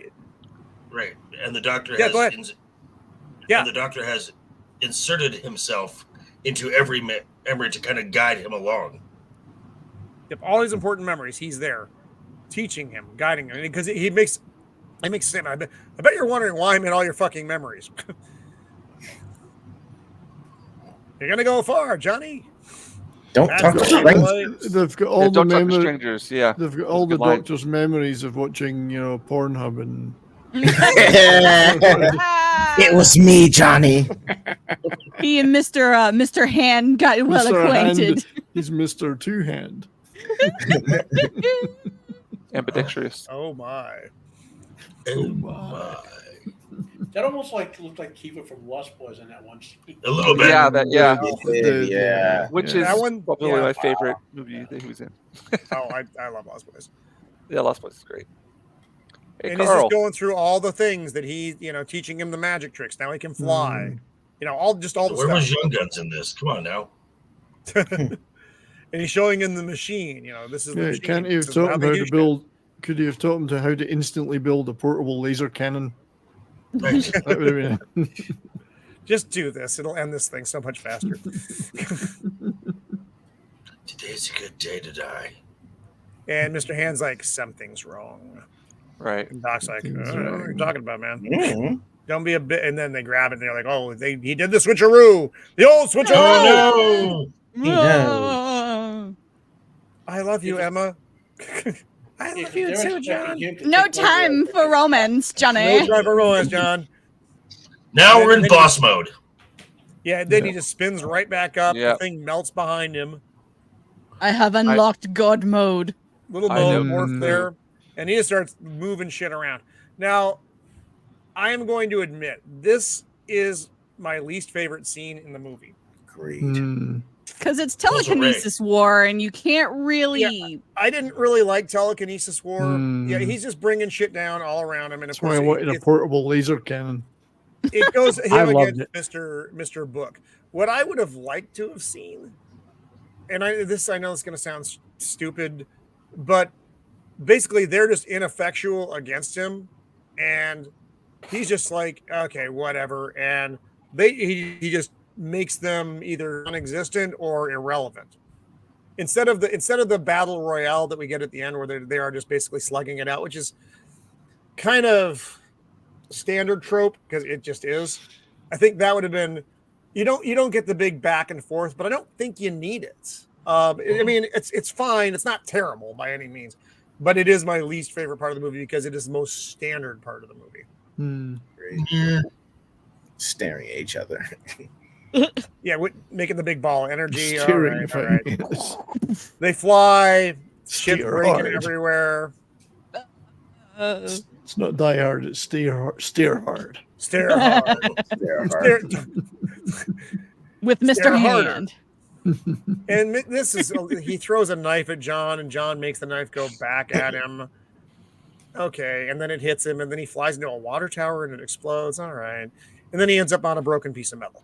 Like I said, is it terrible? No, but I did find it. Anticlimactic, yeah. Yep. Well, it was just standard, Yeah. and this is the bad effect I was talking about. I don't remember if this was in the original film or not, or if it was just Mr. Book Don't dying. know, I don't recall that. Yeah, because it looks like it was just someone scribbling on the film, making funny monsters.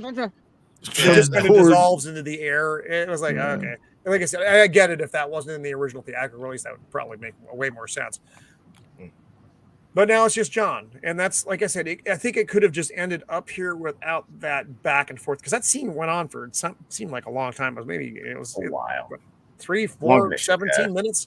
But it was fine. And I don't want to keep saying like it was terrible because it wasn't, but it was the most standard. Compared to the rest for of the me. movie, it's a little bit Right. formulaic and they're having a ball. Kind of takes you out a little bit. I would disagree. I enjoy getting villains getting the shit smashed out of them. True. All right, True. all right. True. All right, no, and like I said, But- it's fine. But what's coming up is my favorite scene in Yes. the whole movie. Jennifer Connelly's naked. Unfortunately, that's not in this. Close. So Doc survives, which I was happy about. I didn't know if he was. Yeah, that No, was I good. was thinking Yeah. he was going to die, but no. Yeah, I thought Okay, he was the but goner. if you listen to what he says carefully and the way he looks at it, this is what keyed me thinking. He's a grand manipulator, and like this is his experiment. You know what I Right. mean? Like that. John is not his experiment. What can happen next? That's why I Yeah, keyed on to yeah. that. And he's like, well, you basically said I can do whatever, I can make whatever I want with this. So he wants to see what John wants to do. And Yeah, just he's even That's just- just just start his inner cursing. scientist, his inner curiosity, to be quite honest. Because like he is a scientist at the core of who he is, which is why like he enjoys, maybe it's evil science, but he enjoys doing science. And I think that's the feeling that I was getting, is he's just like, I can't wait to see like what you do next, or I can't. If his intention was to do good, then he's taking a risk because he doesn't know what John's going to do, does he? For sure, yeah. No, he's taking a risk. It's calculated. I don't think the doctor had I don't think the doctor had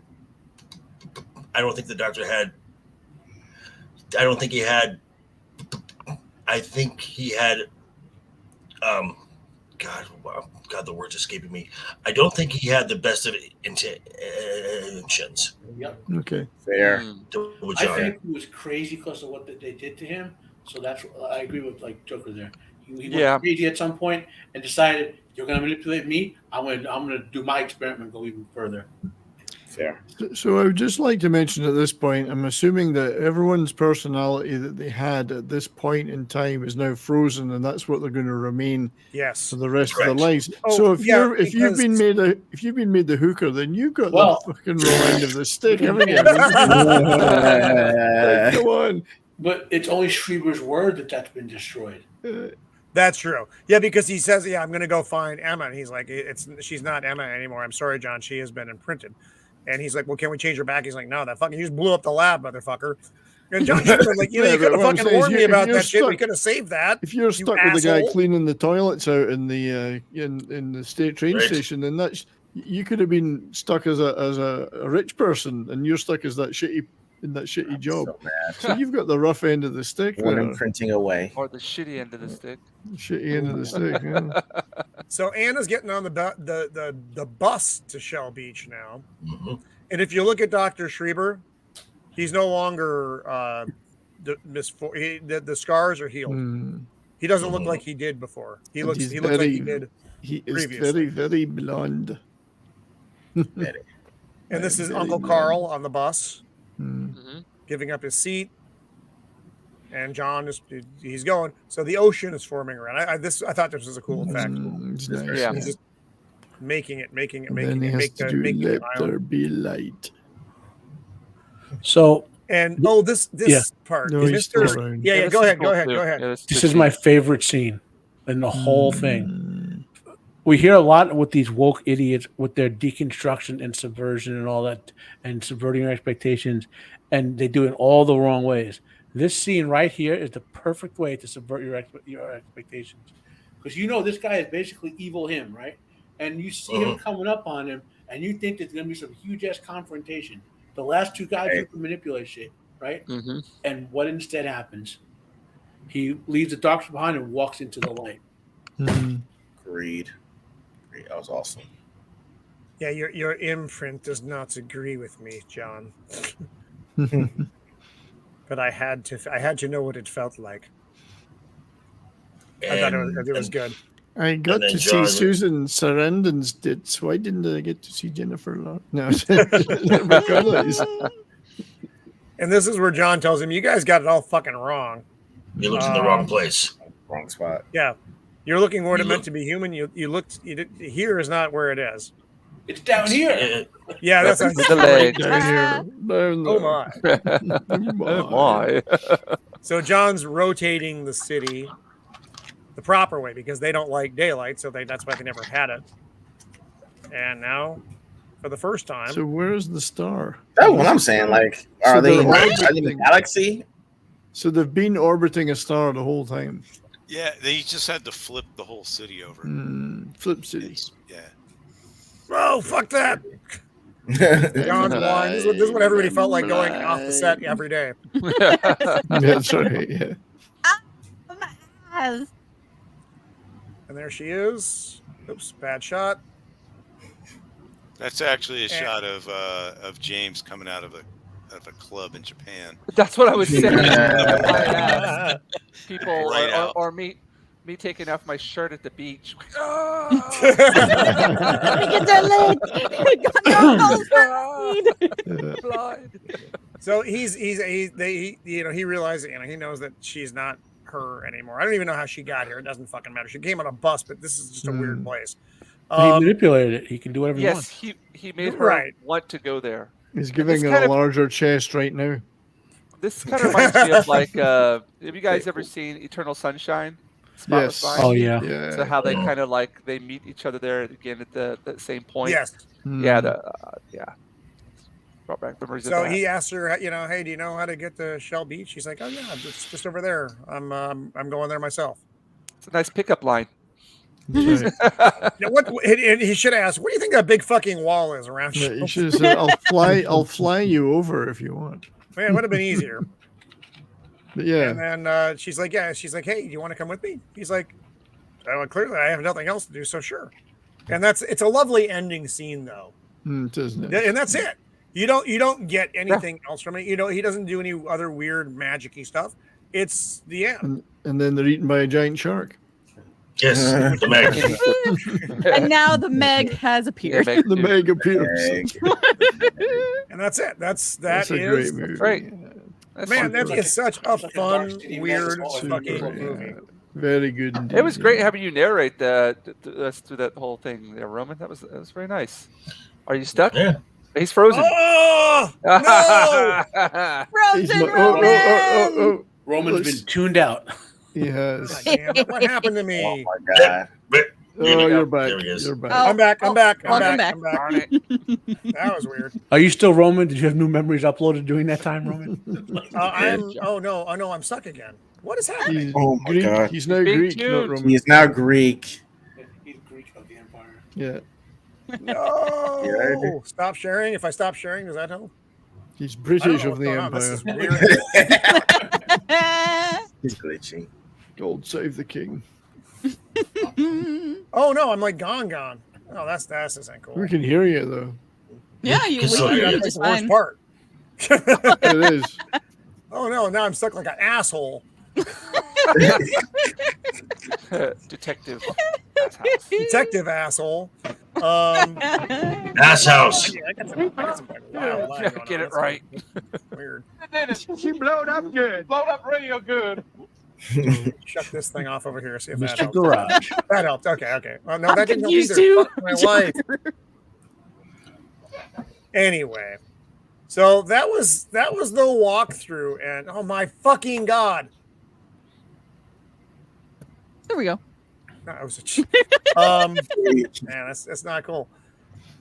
So I don't know why I'm getting the lag. Probably it's my stream saying you've been going a long fucking time. So that's right. Let's all freeze and if Roman We can doesn't hear go, you, we're Caleb. still all frozen. But yeah, like I said, it's a pre-runner to the Matrix. Stop it. Oh, this is not fucking Hilarious.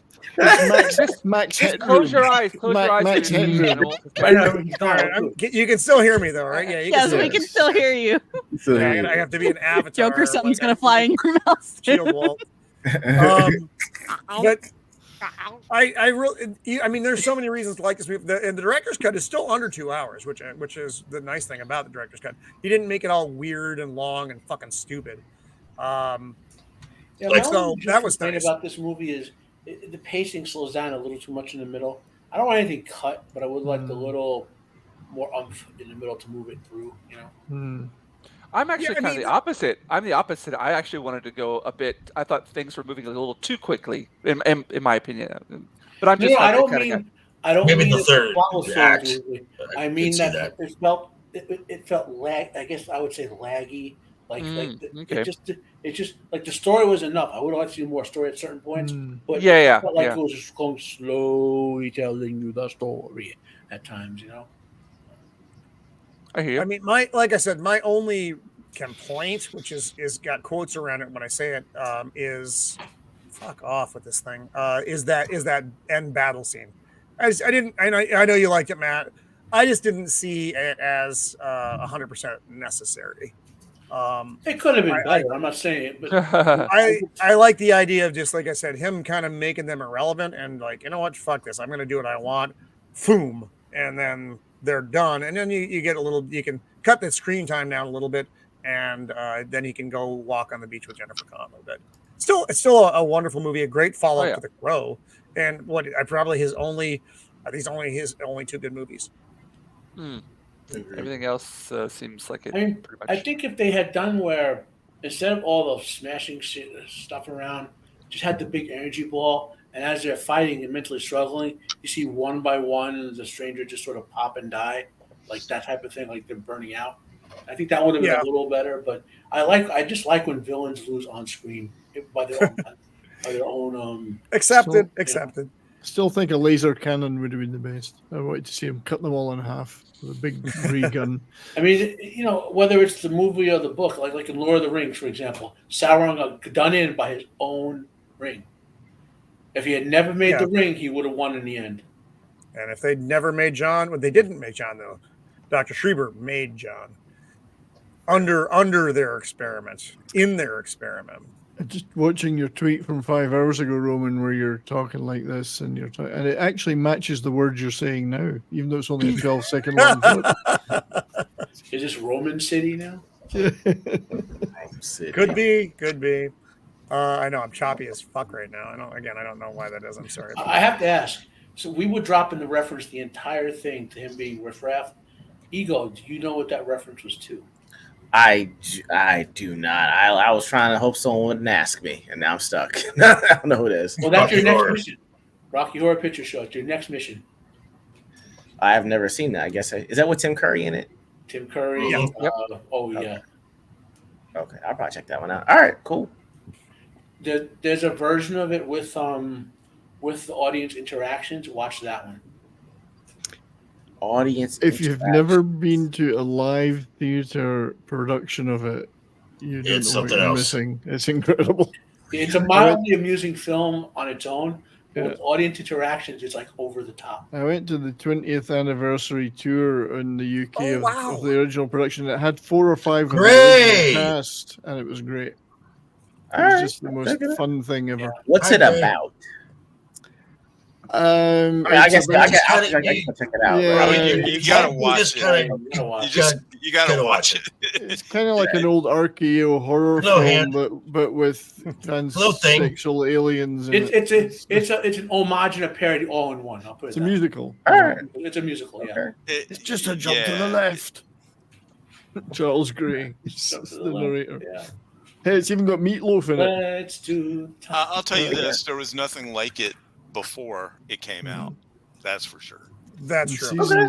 Susan Sarandon's cute in it too. So. The closest thing to it would have been the original Little Shop of Horrors. Well, I thought they were the same thing. That's why I was confused. They're very close in tone. They're quite close in tone. Yeah, I would say. I'm glad y'all told me because I'm like, where's Rick Moranis? Rick Moranis, you mean this Rick Moranis? Oh, good God! Hey, over here for donuts. Don't listen to him, eh? He's a hoser. Hey, there's another movie. That Rick Moranis. Watch a movie called Strange Brew. That's hilarious. That's from Strange Brew. Well, it's actually that's from the album, the Bob and Doug McKenzie album. But yeah, I did a whole stream on Strange Brew. It was fun, and I've done an SCTV live stream too. Oh, nice. Yeah, a couple of weeks ago. That was a lot of fun because none of the clips are copyrighted for some reason, so you can play what you want. Wow. Hey, guys, I got to go ahead and jet. I got to be up early from work tomorrow, but thank you guys for letting me on the panel. And, well, thank you for hanging out, Ego. And what you just did a review of Warworld of Justice League. Yeah. Check it out if you guys get a chance. It just dropped. I actually saw it a few days ago because I'd been meaning to watch it. It was pretty decent for an R-rated animated film from DC, which I didn't even know until I actually saw it, but I actually dug it. So yes, check it out when you get a chance. And, well, thanks for hanging out with us, Ego. I really appreciate it. I enjoyed the movie. Anything else to announce there? I'm joining your stream tomorrow night, dude.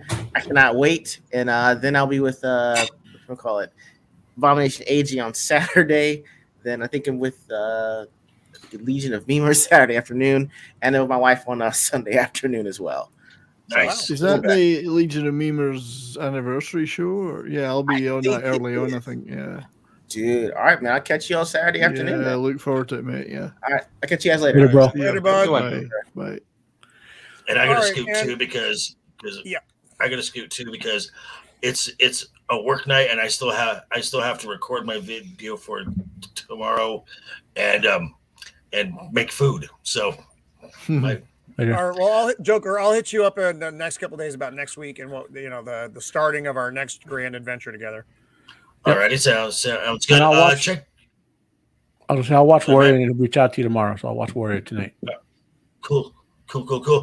Check me out tomorrow. Tomorrow morning, I'll be dropping a video talking about Marvel and money to burn and why are they burning? Why have they been burning through cash? It's not about the money. It was about the message. And that was the MCU for the last 4 years. And then, yes, as Ego said, tomorrow night, 5 p.m. Pacific, 8 p.m. Eastern, over on Legion Talk for Friday night's Royal Rumble. Roman, thank you again for having me. All right, my brother. Shield, I'm glad you're back. Thanks, man. I appreciate that. Jinja, always a pleasure. Yeah, always great to see you, man. Yeah. This man, touch of class here. And then, thanks, buddy. Good to hang out with you. It's great to hang out with you. Matt, always a pleasure. And of course, my scissor sister. Always fun to be on a panel. All right, Joker. And I'm frozen like that, like a fucking asshole. Was Roman God evil damn it. thing, Actually, I don't know what Roman- happened. I don't know why at the end of the stream Yeah. it's fucking Matt. I'm gonna have to hit you up for some tech assist later. But before as well, don't forget to reach out to me about doing these slides without having to sit and hit. You can do it in VLC automated. I do it all. I've got it just does it automated. Yeah. So. Yeah, that is way better than what I did because that was fucking painful. 735 slides.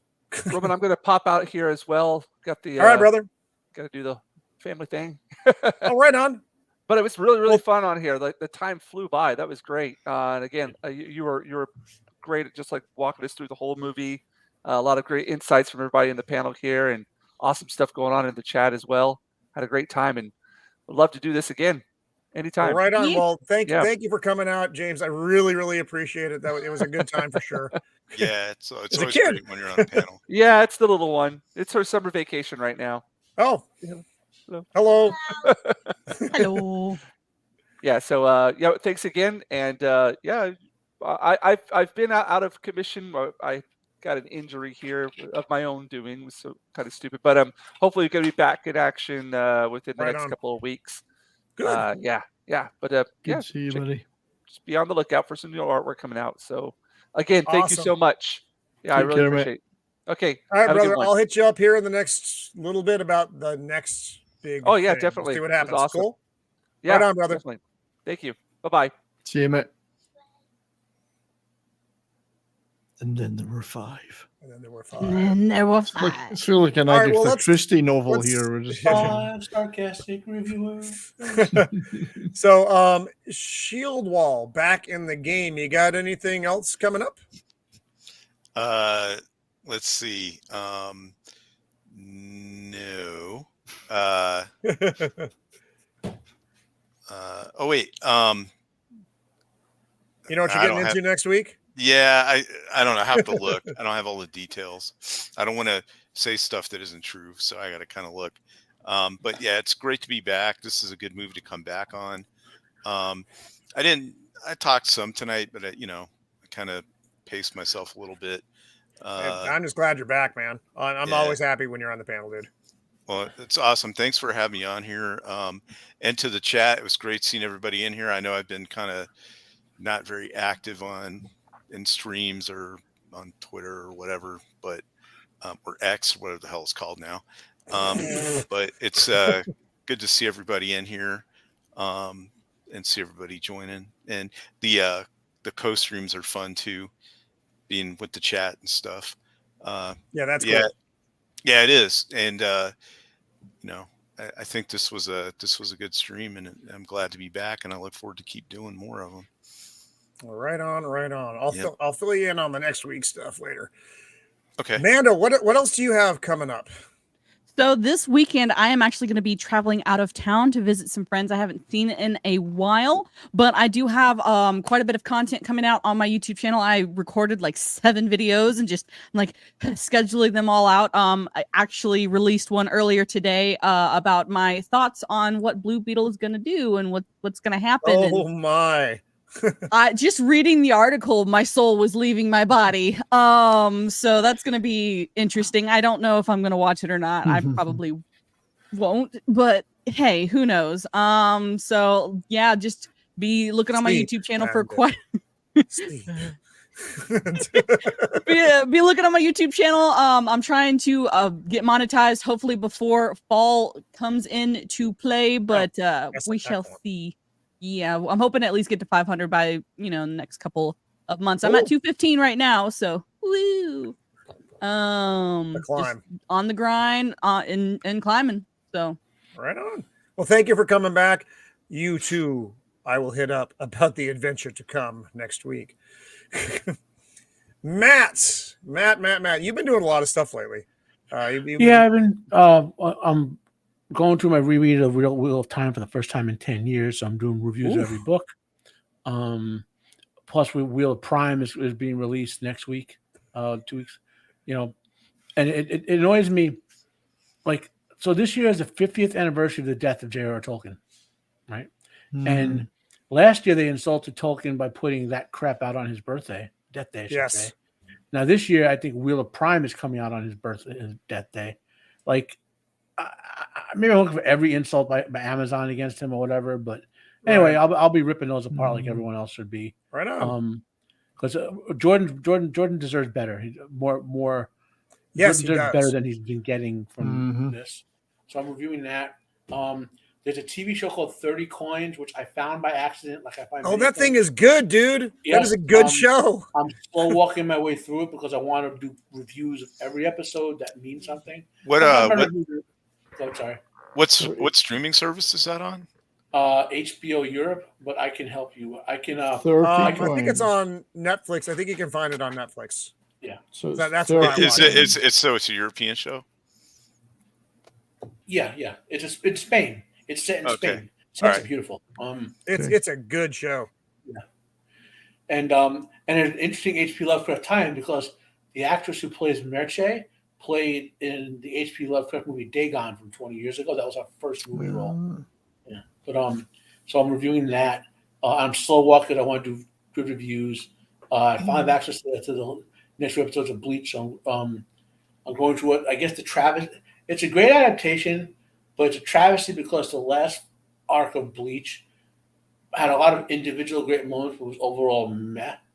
I mean, it's like you finally get to see Old Man Genocide's Bankai, and then they just kill him. Like, if it's like the biggest, it's like the best special maneuver outside of some of the ones in Naruto or Fist of North Star ever. And the fans were like, it took like 8 issues of the manga through the whole thing, and kill it. Anyway, so I'm doing that. One other thing I've been trying to do. I want to do a lot more, but health and life and all that, and so I'm just saving up my Lord of the Rings angst for when that comes out in December. Right on. And obviously this, and hopefully get another movie in another few weeks. And I'm thinking I'll throw the idea at you because I definitely want you on the panel for the idea that I'm thinking about for the next big show. About a week or two ago, we just did the 13th Warrior on Jacob's. Over on Jacob's channel, That's it. That was a good stream. That was a really good stream. Oh, yeah. I love that movie. I just love that movie so much. And what else? We did something else. There's something else people should know about. Joker and I are going to do something about the TV show Warrior. Awesome. Which is based on the works of Steve, so Bruce Lee wanted to do. And whatever. So, yeah.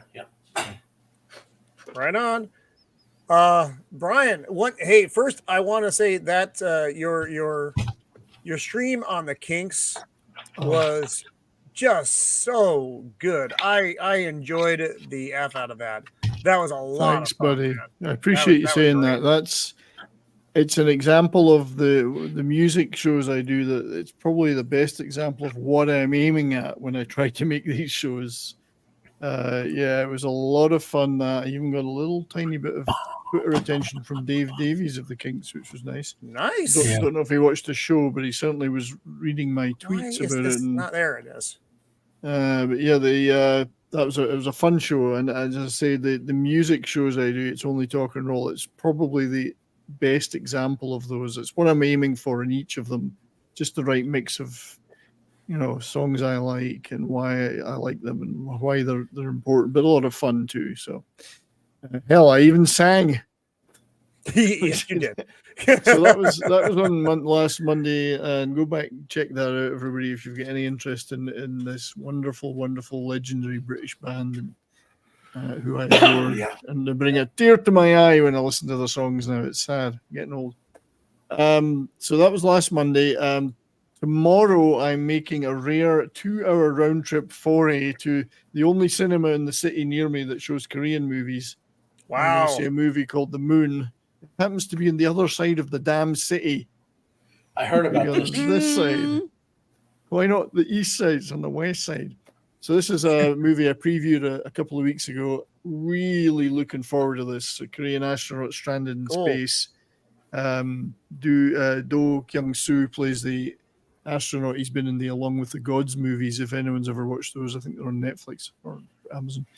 And then the other guy is trying to rescue him is Sol Kyung-gu, and he's in things like Kill Bok-soon and a great movie called Yaksha, Ruthless Operations, if you ever get the chance to see that.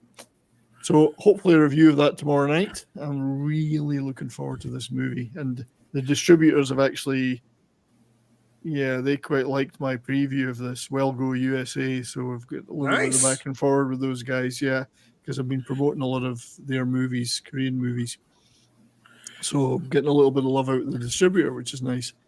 However, on Monday, Canon Film Club is back on Monday on my channel at 3 p.m. Mountain Time with Tom Connors and Andre from Midnight's Edge is hoping to join. It's a little bit late for him, but he's hoping to join. Razor may be there or may not be there. Who knows? Sometimes he drops in, sometimes he doesn't. And then Austin Trunick, who writes the Canon Film Guides, will be there.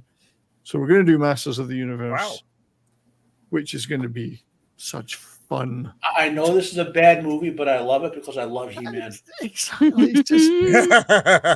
It's a bad movie, but it's a bad movie in such a good way. I mean, it's just... And as bad movie is, Lundgren is a perfect guy to play He-Man. Oh, great! Yeah, and just some of the action in it and stuff. It's fabulous. I love it. I love this movie. So that's on Monday. I'll be doing a bunch of other things, various videos here and there, appearing on other shows, and future shows coming up because we're doing really well on the channel. I mean, that's about 1,125 subs. Right on. Getting a lot of views. The views are going up now, which is great. Instead of 30, it's 300, this kind of thing. So putting a lot of effort in. Future shows coming up in the next couple of weeks we'll do a Motorhead stream on It's Only Talk and Roll. And then I'm going to do another cult comedy crew show on Kentucky Fried Movie. So lots in the works. Wow. I love that movie. So that's thank you for allowing me to go through those at some length. But and I do also on Thursdays on the Rock and Roll Rowdies YouTube channel, I host a weekly show with those guys. These are my roadie pals, my road manager pals, who I've done a number of shows with, but they've got their own channel. I'm hosting a live show for them. We're going to do some more videos. They're actually getting a lot of attention from digital radio stations and live venues in the UK, particularly, that want to put them on as a show. Wow. There's some talk of Netflix in the works as well. Netflix. Cool. I'm hoping to remain a part of their entourage for these things. So these are great guys. If you've never seen them, they've managed some of the biggest bands in the world: Jack Genesis, Pink Floyd, Page and Plant, Average White Man, Wishbone Ash, but Dio, Ronnie James Dio, stuff like that. So the list of bands they've worked with is endless. So always a ton of great stories, some of which they're allowed to tell on the radio, on the YouTube, some which not tell.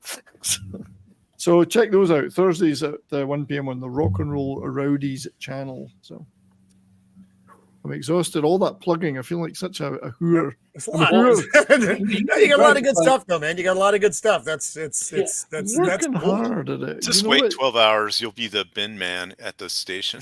Exactly, yeah.